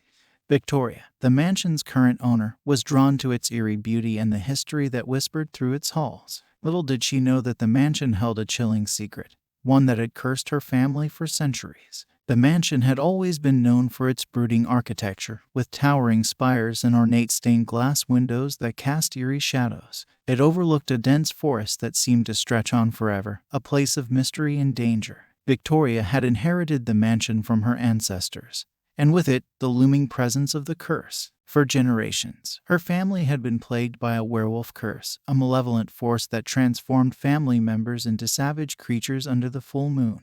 The curse had brought pain and terror, shrouding the family's history in darkness. Victoria, determined to uncover the truth about her bloodline and the curse that had haunted her family, delved into the mansion's history. She scoured old journals and dusty tomes, searching for clues that might lead her to a way to break the curse. Her family, skeptical and fearful of the curse, begged her to abandon her quest, but Victoria's determination was unshakable. As she unraveled the mansion's history, she discovered the key to the curse, a mysterious heirloom, a jewel-encrusted amulet said to hold the power of the werewolf curse. It had been passed down through the generations, a sinister relic that was both a source of power and a harbinger of doom. With this knowledge, Victoria embarked on a quest to find the amulet, to break the curse that had plagued her family for centuries. She knew that she was not alone in her search, for the curse seemed to have a malevolent intelligence of its own, determined to protect the amulet and maintain its grip on her family. The forest that surrounded the mansion held a dark and ominous presence, as if it was guarding the secrets of the amulet.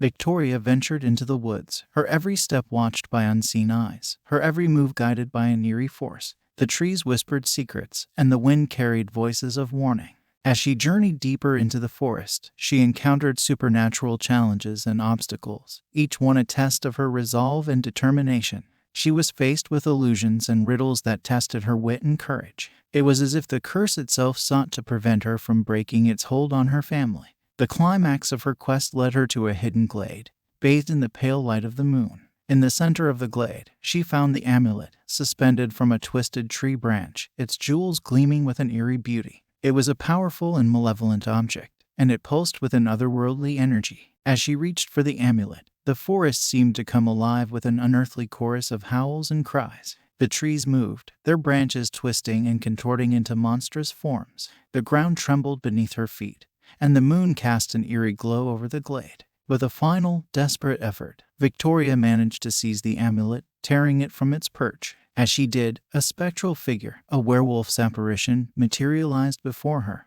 It was a vengeful spirit, the embodiment of the curse that had tormented her family. With the amulet in her grasp, Victoria faced the spirit in a climactic confrontation. The spirit's eyes burned with malevolence, its fangs gleaming in the moon's light. The battle that ensued was a test of wills, a showdown between the living and the supernatural. The spirit's power was formidable, and it seemed invulnerable to Victoria's attempts to contain it. It cast eerie illusions and unleashed dark magic that tested her strength and resolve. But Victoria was determined to break the curse that had haunted her family for generations. As the battle raged on, she realized that the key to defeating the spirit was to relinquish the amulet, to sever the connection between the curse and her bloodline. With a final, desperate act, she hurled the amulet into the forest, breaking the curse's hold on her family. The spirit let out a bone-chilling howl before disappearing into the night, its power shattered.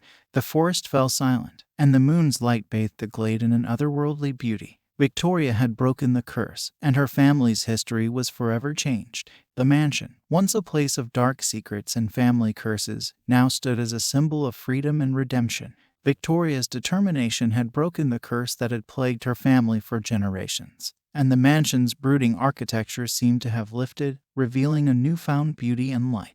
As the sun rose on the horizon, the forest and the mansion seemed to exhale a sigh of relief, their secrets finally revealed in their ominous presence.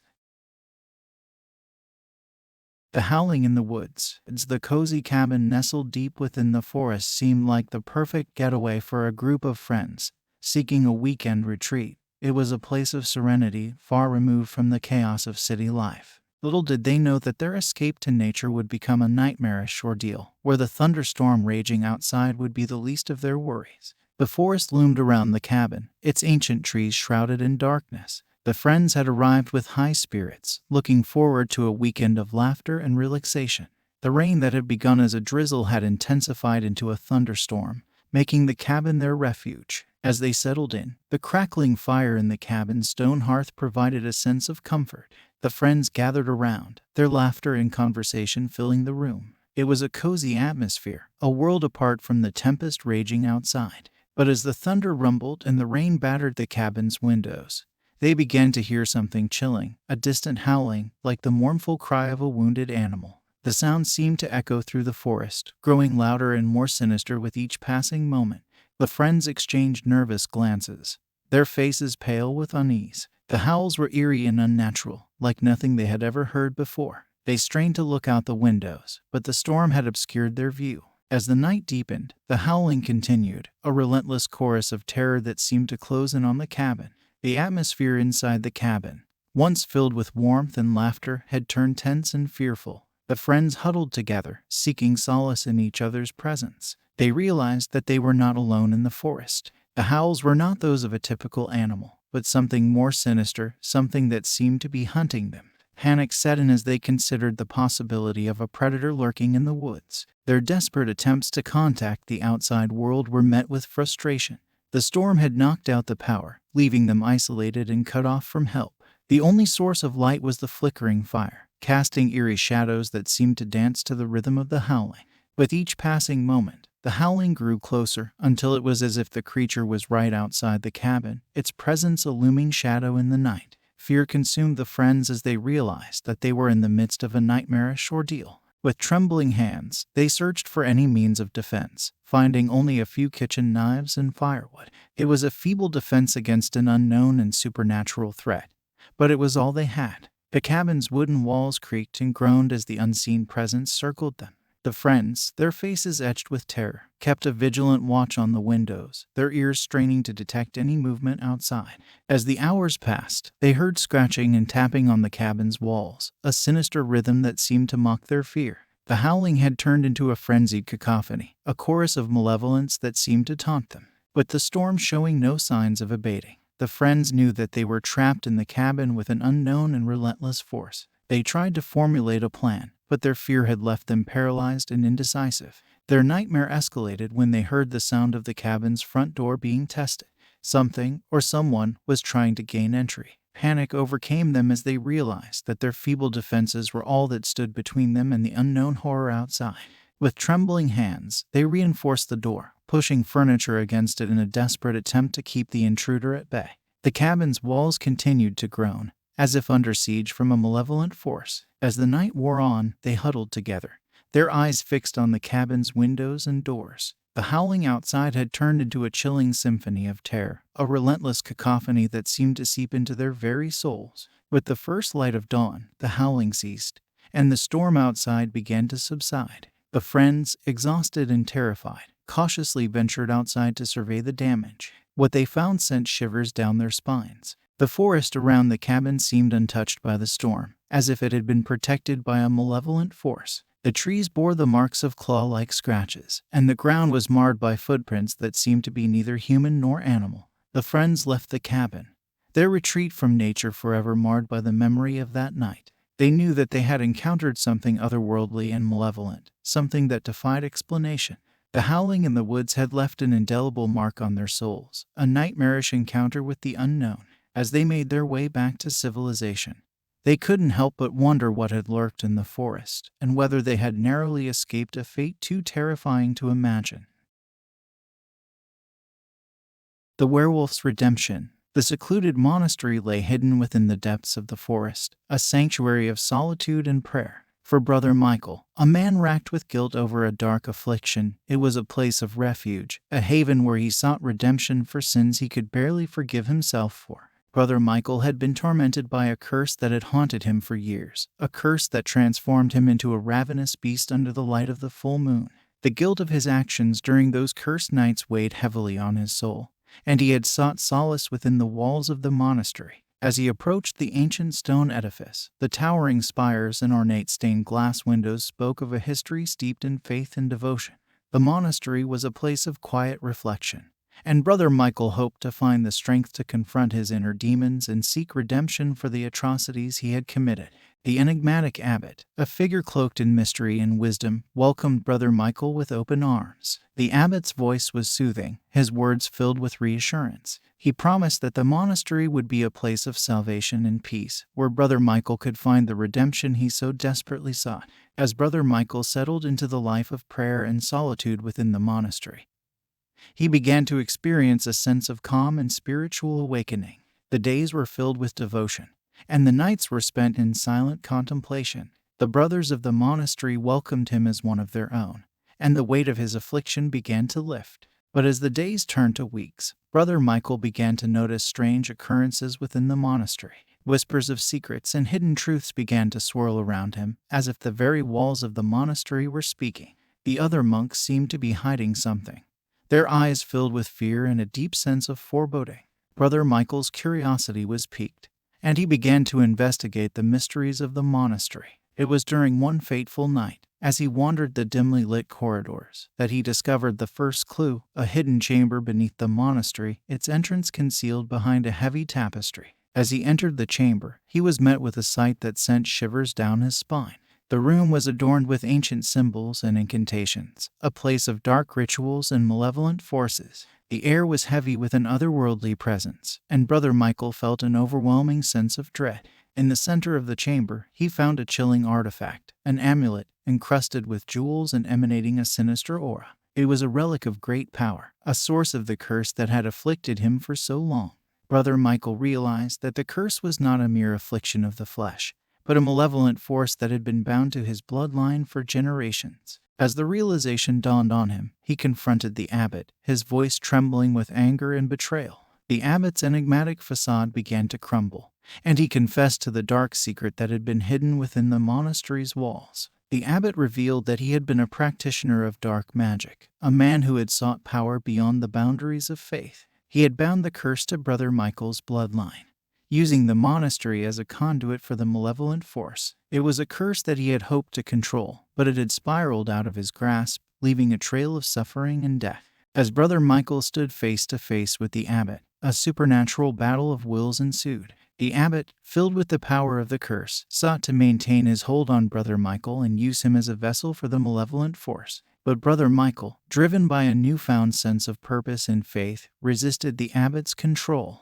The battle within the monastery was a testament to the strength of Brother Michael's resolve. The ancient symbols and incantations that adorned the chamber came to life, their power pitted against Brother Michael's unwavering faith. The monastery itself seemed to tremble, as if caught in the throes of a supernatural conflict. In the end, Brother Michael's faith proved stronger than the abbot's dark magic. With a final, desperate act, he seized the cursed amulet and hurled it into the roaring fireplace, breaking the curse's hold on his bloodline. The amulet disintegrated in a burst of ethereal fire, and the malevolent force was banished from the monastery. The abbot, once a figure of power and mystery, was left broken and defeated. The monastery, once a place of hidden secrets and dark rituals, was now bathed in the light of redemption and salvation.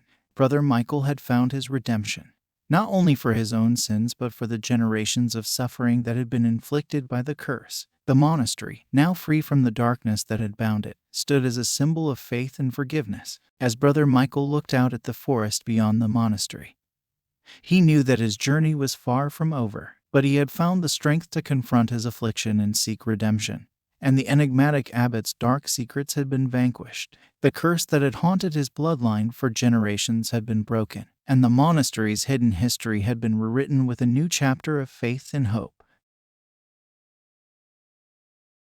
Blood Oath at Midnight.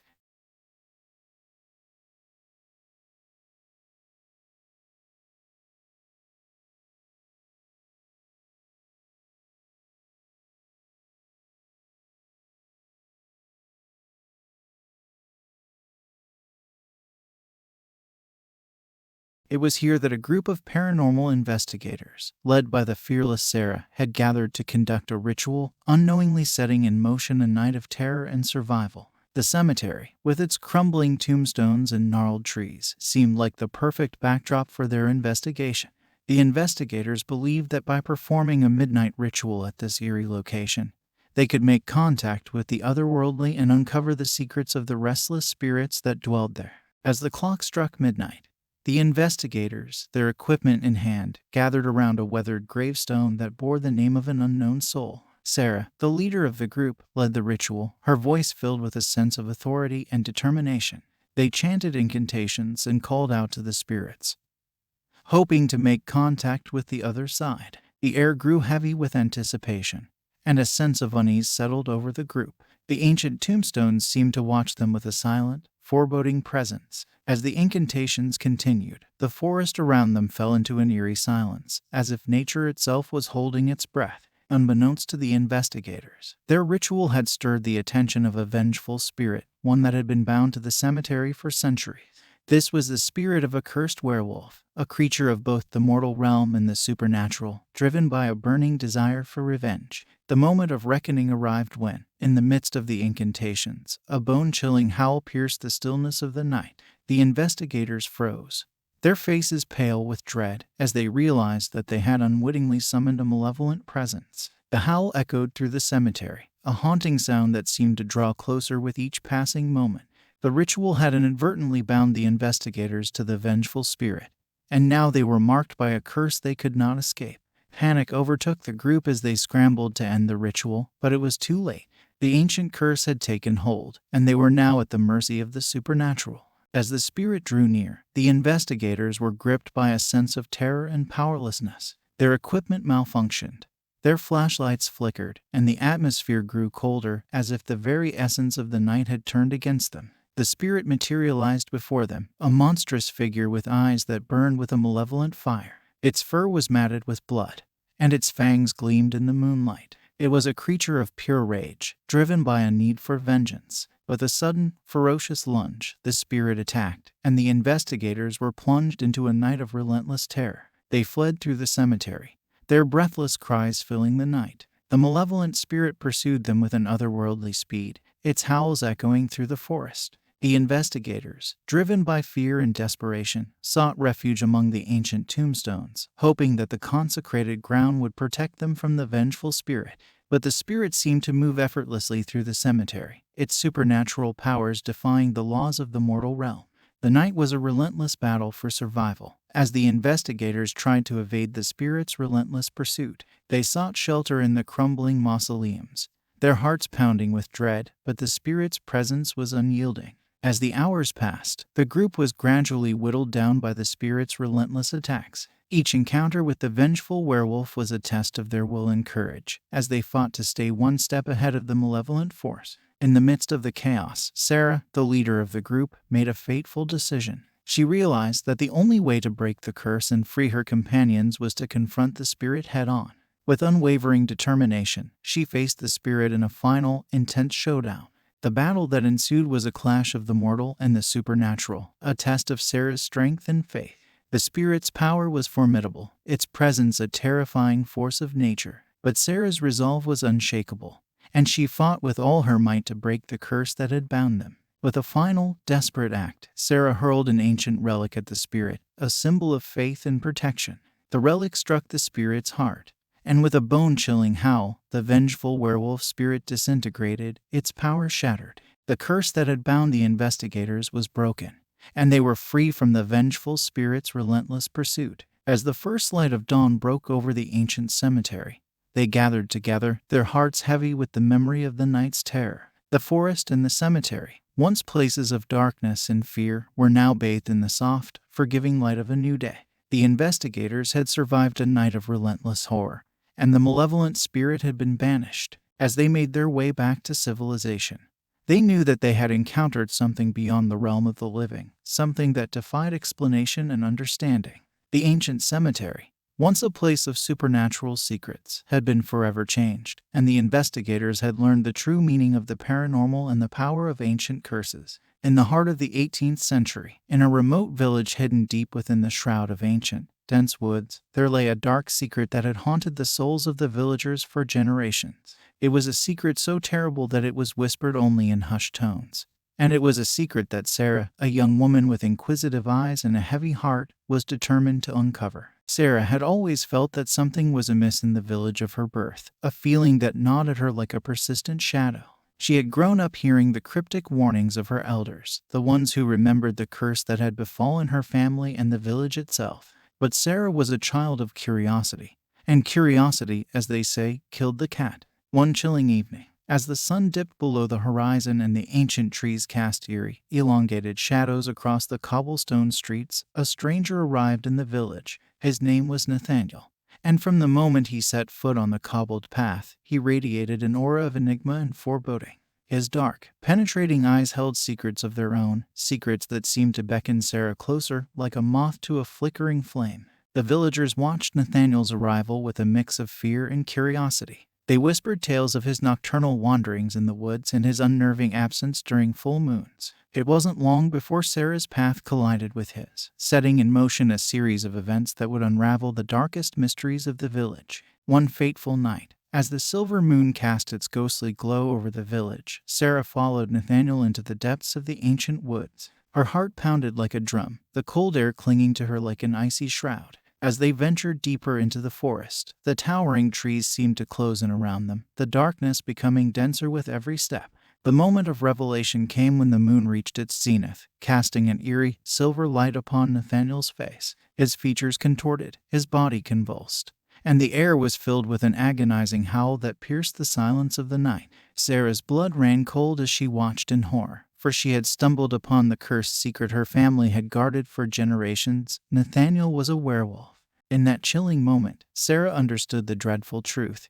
Her family's curse was not a mere folktale. It was a living nightmare, one that had now manifested before her very eyes. She had been drawn into a world of darkness and terror, where the line between humanity and monstrosity blurred, and the consequences of uncovering the village's dark secret were dire. Nathaniel's eyes, now more wolf than man, met Sarah's gaze. The beast within him lunged forward, a creature of primal instinct and boundless hunger. With a heart filled with sorrow, Sarah knew that the only way to protect her village was to confront Nathaniel, to fight the monster that had been unleashed. With every ounce of strength she could muster, Sarah fought back against the snarling beast. Her hands trembled as she clung to a makeshift weapon, a silver dagger that had been passed down through generations.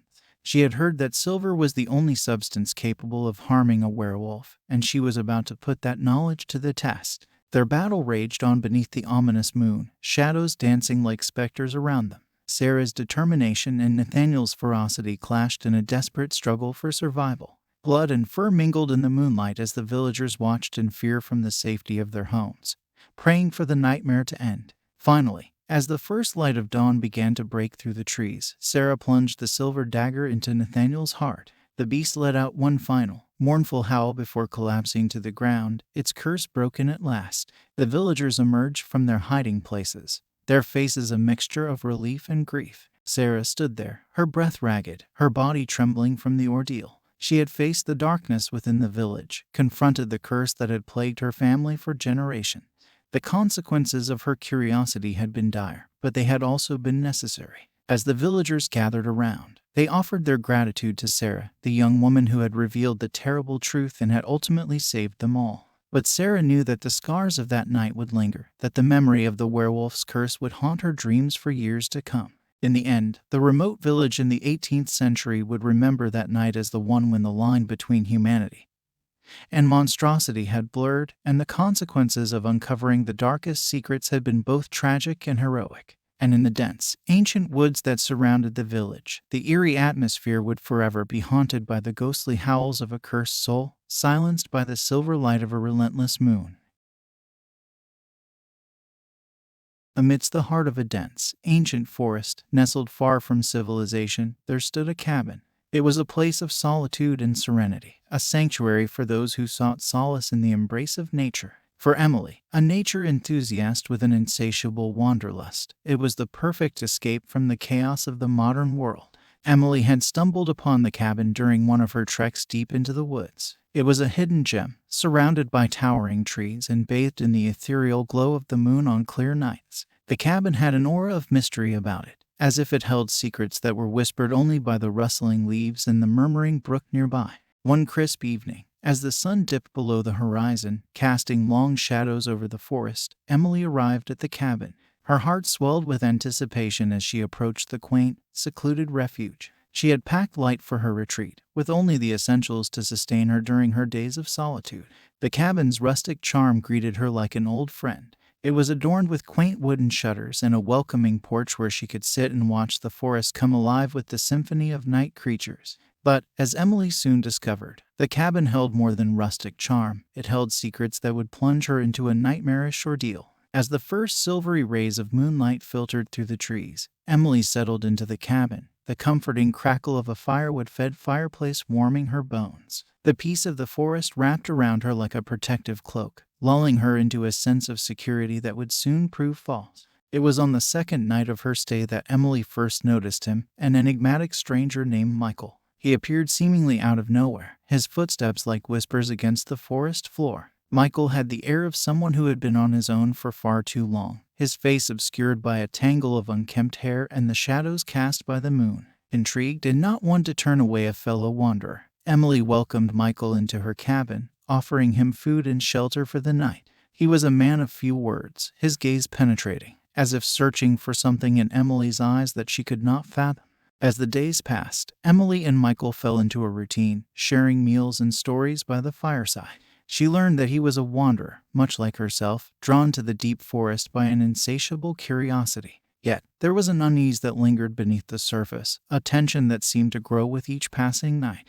It was during a moonlit night, when the forest was bathed in a silvery glow, that Emily's peaceful retreat descended into a nightmare. As she lay in her cabin, the walls adorned with macabre decorations that she had previously dismissed as mere eccentricities, she heard a sound that sent shivers down her spine, a low, guttural growl that seemed to come from deep within the woods. Emily's heart pounded in her chest as she realized that Michael was nowhere to be found. Panic gripped her as she ventured outside, the moonlight casting eerie, elongated shadows across the forest floor. She called out to him, her voice quivering in the silence. Then, from the darkness emerged Michael, but he was no longer the enigmatic wanderer she had welcomed into her cabin. His transformation was grotesque, his body contorted and covered in fur, his eyes gleaming with an unholy hunger. Emily stumbled backward, her mind struggling to comprehend the horror before her. Michael had revealed his true nature. He was a creature of the night, a monster from her darkest nightmares. With a terrifying howl, Michael lunged at Emily, his claws outstretched like the talons of a predator. Emily's instincts kicked in, and she fled into the moonlit forest, her heart racing and her breath coming in ragged gasps. The dense trees seemed to close in around her, the eerie glow of the moon creating a surreal, nightmarish landscape. For hours, Emily ran, her desperate escape punctuated by the relentless pursuit of the monstrous Michael. It was a deadly chase through the moonlit forest, where every shadow seemed to conceal a lurking terror. Emily's survival instincts kicked in, and she pushed herself to the limits of her endurance, determined to evade the creature that once bore the face of a man. As the first light of dawn broke through the trees, Emily stumbled upon a hidden crevice in the forest, a place where the moonlight could not reach. She crouched in the darkness, her heart pounding, listening for any sign of Michael's approach. It was there, in the eerie half-light of dawn, that she made a grim realization. The cabin's macabre decorations were not just eccentricities. They were the remains of Michael's previous victims. With the dawn came safety, and Emily knew that she had narrowly escaped the clutches of the monster that had infiltrated her peaceful retreat. She had learned the terrifying truth that the forest held secrets far darker than she could have ever imagined, and that trust could be a deadly mistake. As Emily made her way back to the cabin, she couldn't shake the feeling that the forest would forever be tainted by the horrors she had witnessed. The moonlight had revealed the true face of terror, and the once silent woods now echoed with the chilling growls of the unknown. For Emily, the moonlit terror of that fateful night would remain etched in her memory, a reminder that the primal fear of the unknown could lurk in even the most serene of places. And as she retreated from the forest, she knew that the secrets it held would forever haunt her dreams, a chilling reminder that not everything in the woods was as it seemed. In the heart of a small, quiet town, nestled amidst rolling hills and surrounded by dense woods, a sinister cloud of dread had cast its shadow. The townsfolk had long whispered about strange disappearances that plagued their community, like ghosts vanishing into the night. It was a mystery that weighed heavily on their hearts, a mystery that would soon draw the attention of Detective Anderson and Father James, the town's priest. Detective Anderson was a seasoned investigator, a man with a sharp mind and a penchant for solving the unsolvable. When he arrived in the town, the atmosphere was heavy with fear and uncertainty. The townsfolk had grown weary of the darkness that seemed to envelop their once peaceful community. Father James, on the other hand, was a man of faith. His deep connection to the town and its people ran through generations of devotion. He had witnessed the town's descent into chaos, its people gripped by an inexplicable fear. But Father James harbored a secret, one that he believed held the key to unraveling the darkness that had taken hold. As Anderson delved into his investigation, he pieced together a chilling pattern. The disappearances had occurred on the nights of the full moon, as if some malevolent force was unleashed when the moon reached its zenith. It was a mystery that defied reason and logic, leading Anderson to question whether there was a supernatural element at play. Meanwhile, Father James found himself drawn to an ancient silver amulet, a relic of faith and fear that had been passed down through generations of priests in the town. The amulet was adorned with intricate engravings, a testament to its age and significance. Father James couldn't shake the feeling that the amulet held the answers he sought. One fateful night, As the moon hung low in the sky, Anderson and Father James crossed paths, their investigations converging into a nightmarish reality. They stood at the edge of the dense woods, where the disappearances had taken place, their hearts heavy with trepidation. It was there that Father James revealed the truth about the ancient silver amulet. It was said to be a vessel, a conduit for a supernatural force that had been imprisoned for centuries. The amulet, he explained, had the power to unleash evil upon the town, but it also held the key to sealing the malevolent force once and for all. As they ventured deeper into the woods, the tension in the air grew palpable. The night seemed to come alive with strange whispers and eerie shadows, as if the very forest itself was aware of their presence. Father James clutched the amulet tightly, a symbol of faith and protection in the face of impending darkness. Suddenly, the full moon broke through the canopy of trees, casting an otherworldly glow upon the clearing ahead. In that eerie light, they beheld a horrifying sight, a monstrous creature, half man and half beast, with eyes that glowed with an unholy hunger. It was the embodiment of the supernatural force that had tormented the town, a werewolf of unspeakable terror. As the creature lunged forward, Anderson and Father James fought for their lives, the ancient amulet their only defense against the malevolent force. The battle raged on beneath the ghastly moonlight, a struggle between faith and terror, reason and the supernatural. With every ounce of their strength, they managed to subdue the beast, the amulet's power surging through them like a divine shield. In a climactic moment, Father James recited a prayer of exorcism, calling upon the forces of good to bind the evil that had plagued the town for centuries. The creature let out a deafening howl, its form writhing in agony as it was pulled back into the amulet, vanquished from the mortal realm once and for all. The moonlight dimmed, the forest fell silent, and the weight of the town's curse was lifted. As the first light of dawn broke over the horizon, Anderson and Father James emerged from the woods, the ancient amulet now a symbol of redemption and triumph. The town, once gripped by fear, began to heal, its people finding solace in the return of peace and normalcy. But both Anderson and Father James knew that the battle against the supernatural had come at a great cost. The struggle between faith and terror had left scars that would never fully heal, and the consequences of meddling with dark forces had been dire. As they looked upon the town bathed in the gentle light of day, they understood that their actions had saved the community from the malevolent force that had haunted it for generations. The themes of faith, redemption, and the consequences of meddling with dark forces had played out in a way they could have never imagined. And in the heart of the small town, a newfound sense of hope emerged, a testament to the resilience of the human spirit in the face of the supernatural. The memory of that fateful night would forever linger, a chilling reminder that the struggle between faith and terror could push the boundaries of reason and sanity, leaving scars that ran deeper than the surface. In the shadow of a sprawling city, on the outskirts where civilization gave way to darkness, an abandoned asylum stood as a haunting relic of the past. Its towering, decaying walls and broken windows bore witness to a history tainted by madness and despair. It was a place forgotten by time, a place that beckoned to those who dared to venture into its depths. Emma was one such soul, an urban explorer with a fascination for the eerie and the unknown. She had heard the stories, the whispered legends of the asylum's dark past, and she couldn't resist the lure of its mysteries. With camera in hand and a heart filled with curiosity, she ventured into the forsaken structure, determined to capture the secrets that lay within. As Emma's footsteps echoed through the asylum's dimly lit corridors, she couldn't shake the feeling that she was not alone.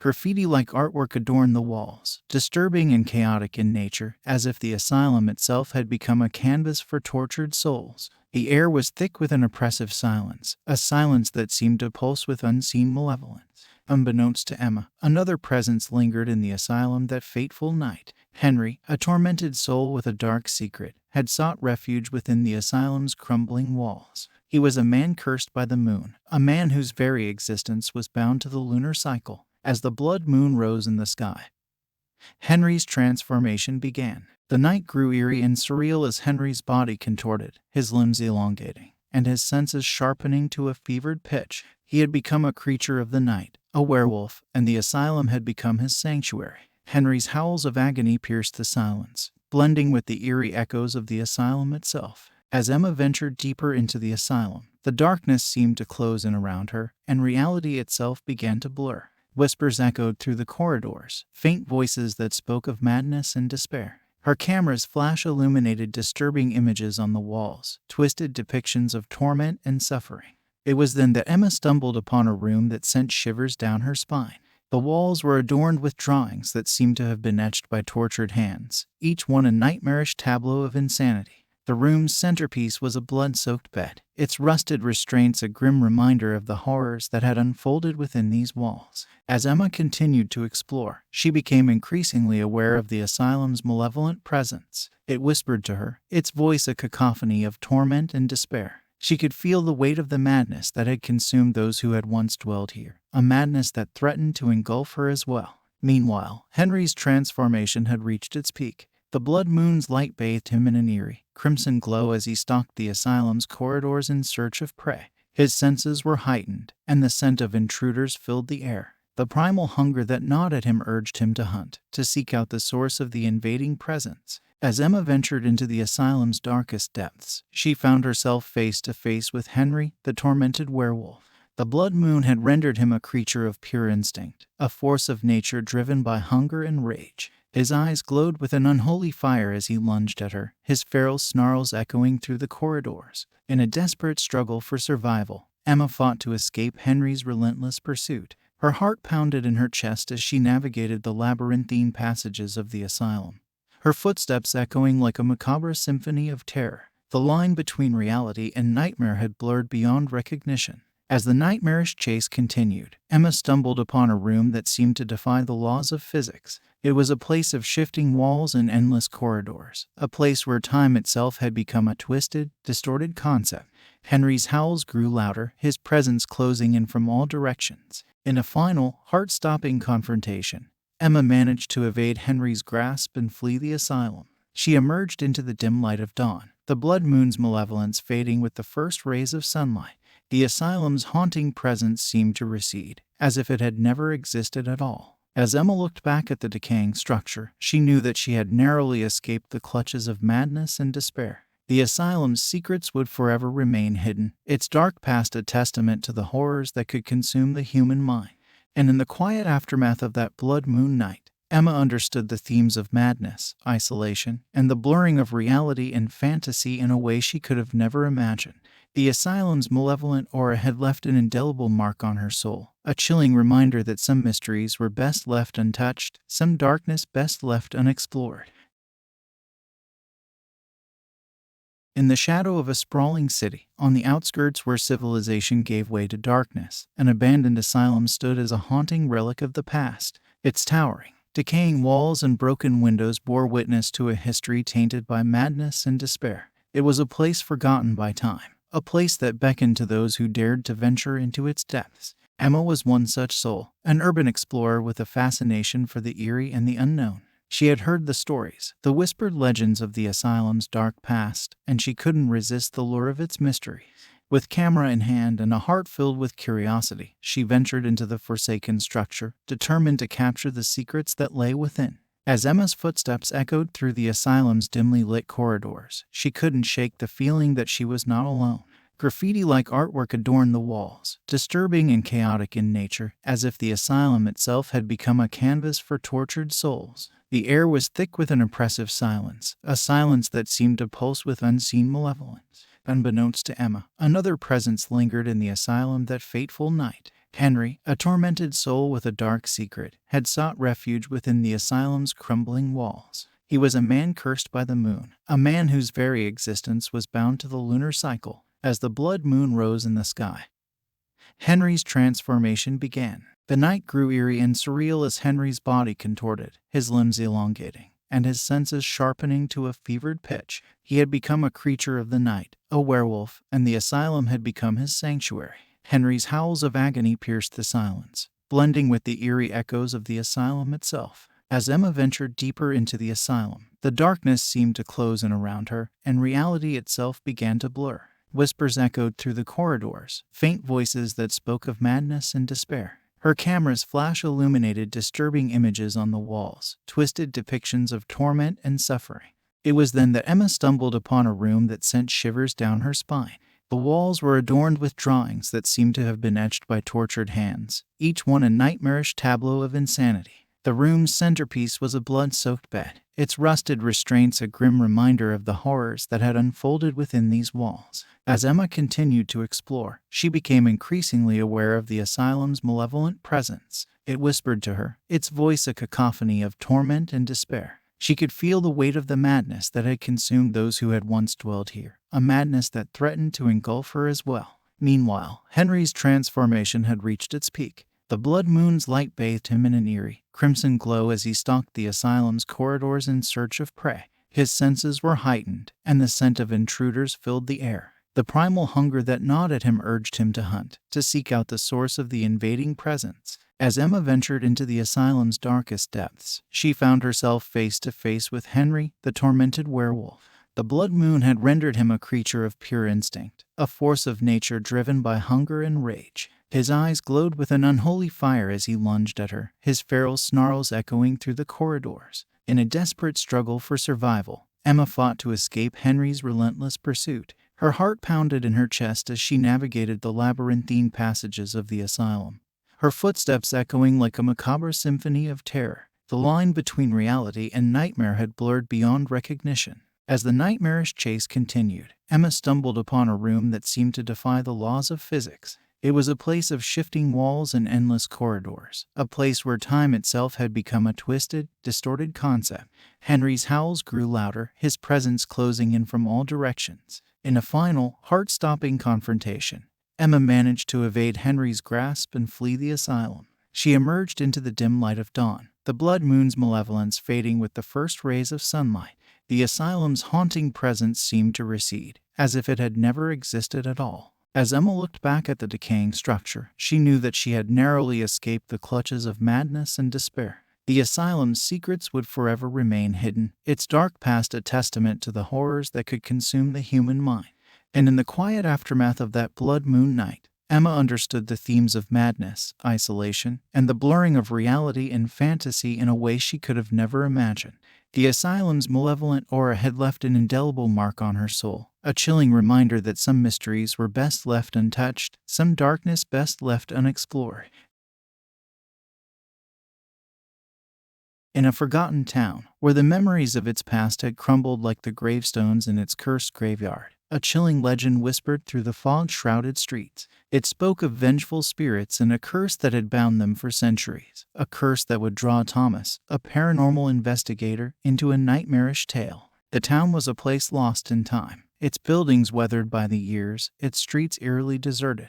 It was a place where shadows seemed to dance with the wind, and the howling of the wind echoed through the alleys. Thomas arrived with purpose, drawn by the tales of the town's cursed graveyard. As he ventured into the graveyard, he could feel the weight of the town's history pressing upon him. The gravestones, some weathered by centuries of decay, bore witness to the tragedies that had unfolded here. Each one told a story of lives cut short, of love lost, and of restless spirits seeking vengeance. It was amidst the crumbling gravestones that Thomas first encountered Lily, a ghostly apparition whose presence sent shivers down his spine. Her ethereal form drifted through the fog, her eyes filled with an otherworldly sadness. Lily's voice was a haunting whisper as she revealed her tragic backstory. She had been a young woman in love, her heart entwined with a man named Victor. But their love had been torn asunder by the curse that plagued the town. Victor had been transformed into a vengeful werewolf, forever bound to the graveyard that had claimed him. Tears welled in Lily's ghostly eyes as she confessed her role in the curse's perpetuation.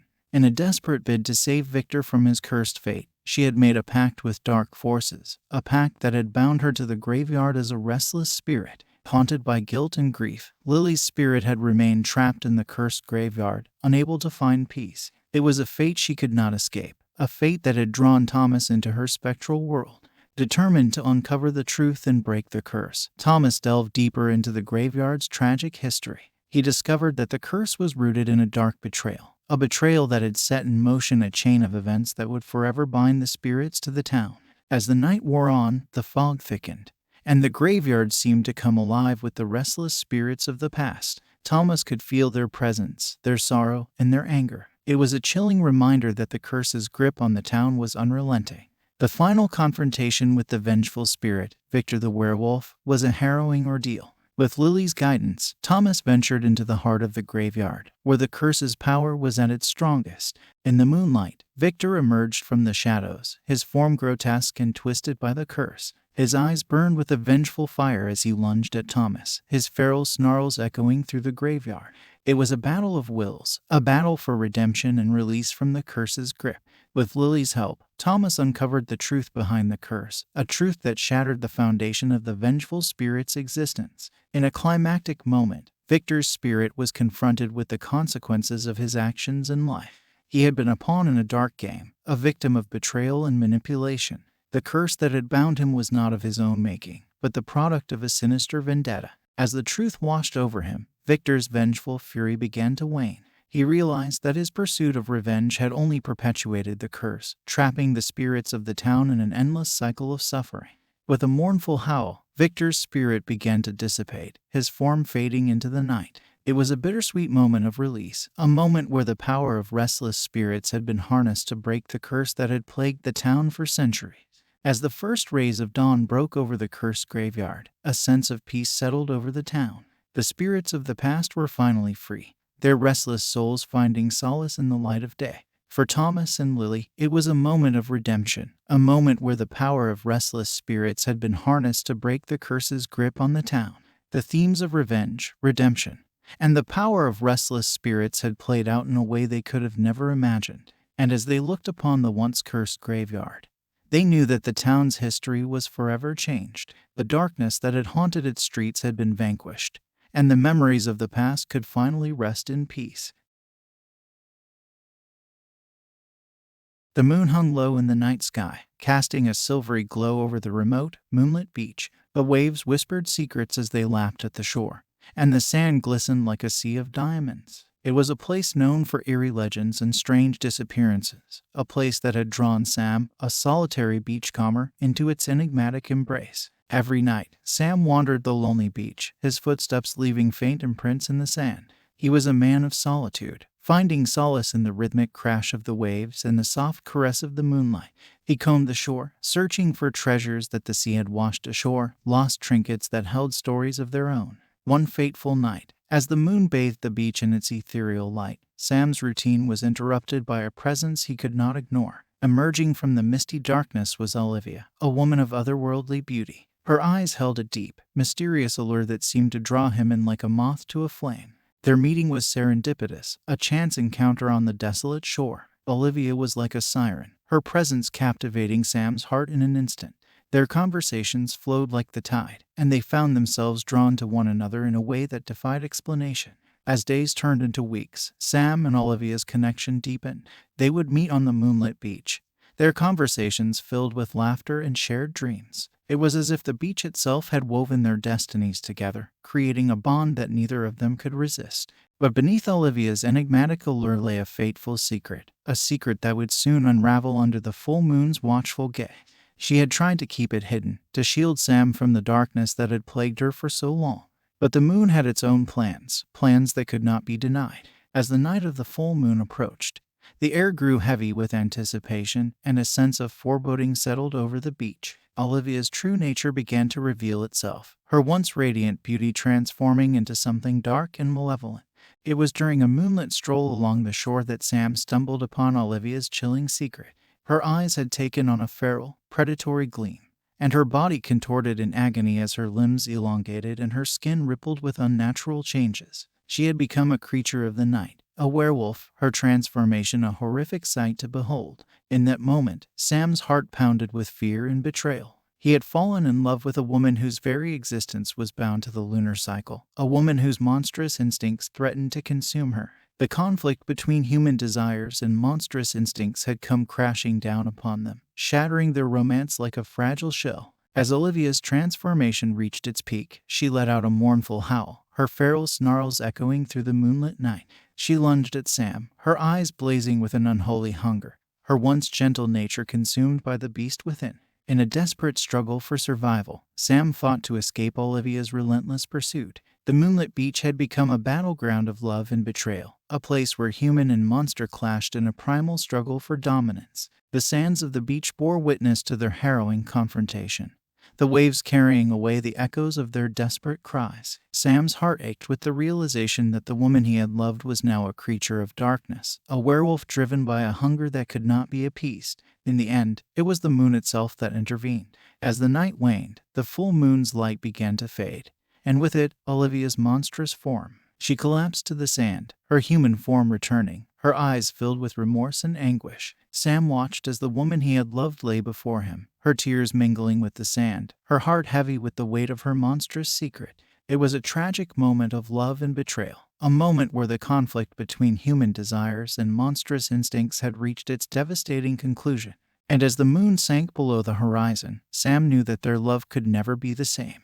The themes of love, betrayal, and the conflict between human desires and monstrous instincts had played out in a way he could have never imagined. As he looked out over the moonlit beach, he understood that some secrets were too dark to be hidden, some desires too powerful to be controlled. The beach, with its eerie legends and strange disappearances, had borne witness to a love that had been consumed by the darkness of the night, a love that could never be forgotten.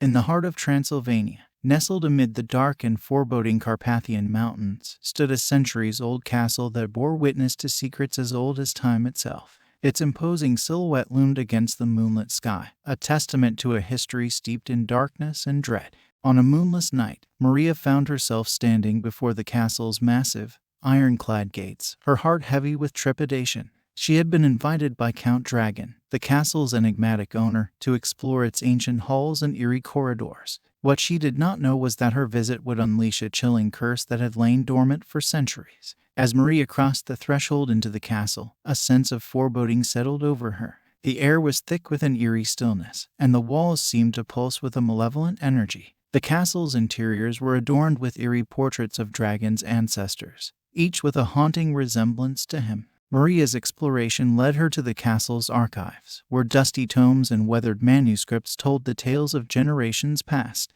It was here that she uncovered the origins of the curse that plagued the castle, a curse that bound Count Dragon to a fearsome destiny. Centuries ago, Dragon's ancestors had made a pact with dark forces, a pact that had granted them power and immortality in exchange for a horrifying curse. Under the light of the full moon, they would transform into fearsome werewolves, their insatiable hunger for blood driving them to commit unspeakable horrors. As Maria delved deeper into the archives, she realized the dire consequences of her discovery. Count Dragon, unaware of her research, had joined her in the archives, his presence a chilling reminder of the curse that haunted the castle. He was an enigmatic figure, his eyes bearing the weight of centuries, his every movement calculated and deliberate. In a moment of revelation, Maria confronted Dragon with the curse's terrible truth. She pleaded with him to find a way to break the curse, to free himself from the inescapable ties to his dark past. But Dragon's eyes were filled with resignation, and he confessed that there was no escape, that the curse was an unbreakable chain that bound him to a fate he could not evade.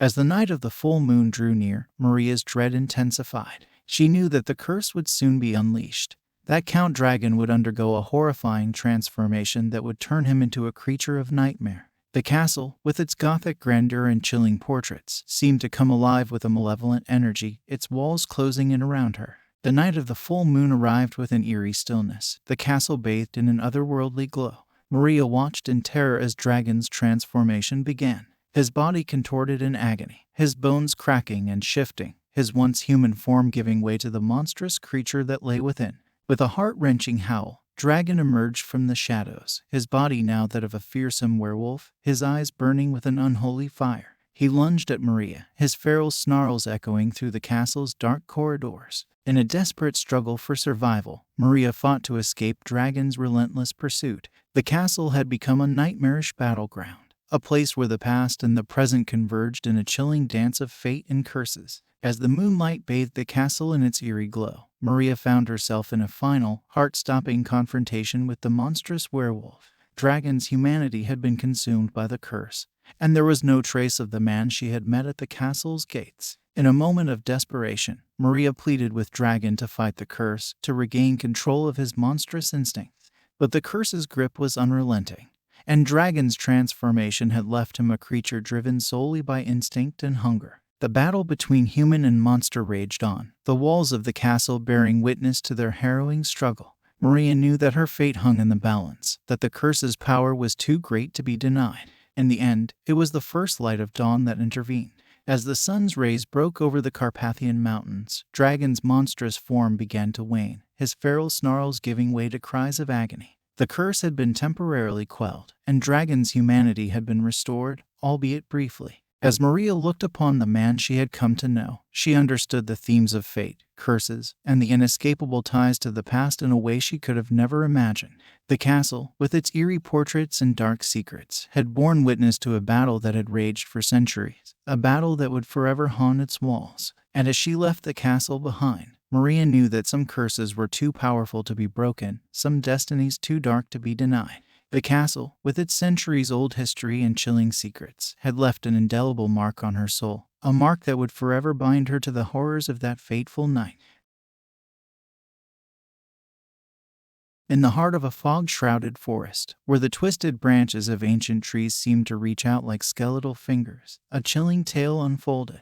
Eliza, a fierce huntress, had long been plagued by the spectral presence of a vengeful werewolf that haunted her village. It was a presence that defied the boundaries of life and death, a presence that had driven Eliza to embark on a perilous midnight hunt. The forest was a place steeped in mystery and otherworldly energy. An eerie, perpetual mist clung to the trees and obscured visibility, giving the woods an ethereal, otherworldly quality. It was said that the forest itself was cursed, a place where the living and the dead walked hand in hand. Eliza had grown up hearing tales of the ghostly werewolf that haunted the forest, tales passed down through generations. The creature was said to be the restless spirit of a man who had been wronged in life, a man whose thirst for vengeance had bound him to the forest for all eternity. As the moon hung low in the night sky, Eliza embarked on her fateful hunt. Armed with a silver dagger and her unyielding determination, she ventured deeper into the mist-shrouded woods, her senses on high alert. The forest was alive with eerie sounds, the whisper of the wind, the creaking of branches, and the distant howls that sent shivers down her spine. Eliza's pursuit of the spectral werewolf was relentless, her heart pounding with a mixture of fear and determination. She could feel its presence lurking in the shadows, a malevolent force that watched her every move. It was during a moonless night that Eliza finally came face to face with the ghostly werewolf. Its form emerged from the swirling mist, its eyes burning with an unholy fire. Eliza's dagger gleamed in the darkness as she prepared for the battle that would decide her fate.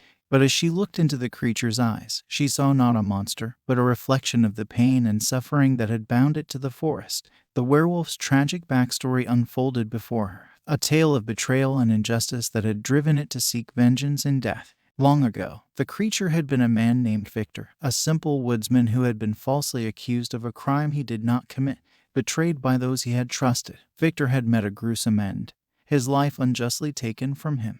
In death, his thirst for revenge had transformed him into the spectral werewolf that now haunted the forest. Eliza's heart ached with sympathy as she heard Victor's story, and she realized that the creature before her was not entirely a monster, but a tormented soul seeking justice. She knew that she had a choice to make, a choice that would determine the fate of both herself and the vengeful spirit. In a moment of startling clarity, Eliza lowered her dagger and extended her hand to the spectral werewolf. The creature hesitated, its eyes filled with a mixture of surprise and longing. Slowly, it extended a ghostly paw, and their hands touched, bridging the gap between the living and the dead. The supernatural battle that had seemed inevitable gave way to an unexpected alliance. Eliza and Victor, the huntress and the haunted, joined forces to confront the true source of the curse that bound the werewolf to the forest, a malevolent spirit of darkness that had orchestrated Victor's unjust death.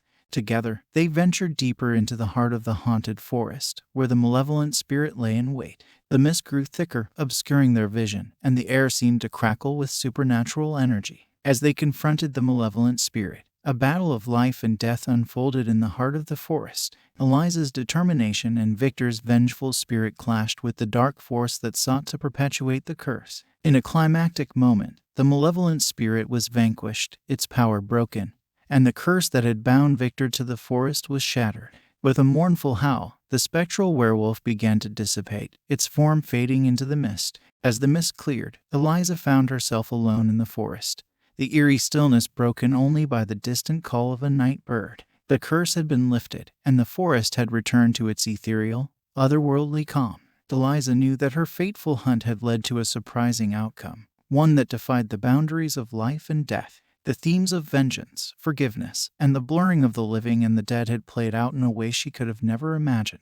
As she looked out over the mist-shrouded forest, she understood that some bonds could transcend the realm of the living, that some spirits could find solace in the most unexpected of alliances. The forest, with its twisted trees and ghostly presence, had borne witness to a tale that defied the boundaries of the natural world, a tale that would forever linger in the mists of time. In the heart of a dense, foreboding forest, where the trees loomed tall and the night seemed impenetrable, stood a remote cabin bathed in the flickering light of countless candles. This was the stage for a chilling tale of family, sacrifice, and a curse that defied all attempts at escape. James and Emily, siblings bound by an unbreakable bond, found themselves in that cabin on a fateful night. James, a man with a cursed bloodline, had spent years searching for a cure to his affliction. The curse that plagued him was relentless, one that would force him into a gruesome transformation on the night of the full moon. Emily, his devoted sister, had stood by his side through every trial and tribulation. She had watched as James had explored every dark corner of the world, seeking any means to break free from the curse that had haunted their family for generations. The cabin, surrounded by the towering trees of the dark forest, was a place of refuge for the sibling. Its walls were adorned with mementos of happier times, a stark contrast to the impending doom that hung over them. The flickering candles cast eerie shadows, creating a hauntingly intimate atmosphere. As the night of the full moon drew near, James's desperation reached its peak. He knew that the transformation was inevitable, that the curse that bound him could not be denied. He had tried every remedy, sought the counsel of countless experts, but the curse remained unbroken. Emily, her heart heavy with sorrow, had stood by him through it all. She had watched as her brother's once joyful spirit had withered under the weight of the curse, but her love for him was unwavering, and she had vowed to help him confront his impending transformation. On that fateful night, as the moon hung low in the sky, James and Emily gathered in the candlelit cabin. The air was thick with anticipation, and the forest outside seemed to hold its breath. It was a night that had haunted their family for generations, a night that would test their love and their resolve. James, his eyes filled with a mixture of fear and resignation, looked to Emily for support. She held his trembling hand, her own eyes reflecting the pain of their shared fate. They knew that the final transformation was upon them, and there was no escape. As the moonlight filtered through the cabin's windows, James felt the curse's grip on him intensify. His body contorted in agony, his bones cracking and shifting, his once human form giving way to the monstrous creature that lay within. Emily watched in horror as her brother underwent the horrifying transformation. She could hear his agonized cries, see the anguish in his eyes as he battled the beast within. It was a heart-wrenching sight, a sight that tested the limits of their love and their sacrifice. But Emily knew that she had a role to play in her brother's fate. She had prepared for this moment, had readied herself for the unthinkable. With a heavy heart, she raised a silver dagger, its blade gleaming in the candlelight, and approached the transformed James. In a moment of heartbreak and sacrifice, Emily drove the silver dagger into her brother's heart, ending his torment and the curse that had plagued their family for generations. As James lay lifeless on the cabin floor, the moonlight bathed the scene in an eerie, haunting glow. Emily's tears fell like rain as she looked upon her brother's lifeless form. She had done what had to be done, had made the ultimate sacrifice to free James from the curse. It was a tragic and chilling conclusion, one that would haunt her for the rest of her days. The cabin, with its flickering candles and mementos of happier times, bore witness to the heartbreaking act of love and sacrifice. The themes of family, sacrifice, and the tragedy of uncontrollable forces had played out in a way that neither James nor Emily could have ever imagined. As Emily stood alone in the candlelit cabin, surrounded by the shadows of the dark forest, she knew that the curse had been broken, that her brother was finally at peace. But the cost of that peace was a heavy one, a cost that would forever weigh on her soul. And as the night outside began to wane, and the forest reclaimed its eerie stillness, Emily understood that some sacrifices were too great to bear, some curses too powerful to be broken. The cabin, with its flickering candles and heartbreaking memories, had borne witness to a love that had transcended the boundaries of life and death, a love that would never fade away.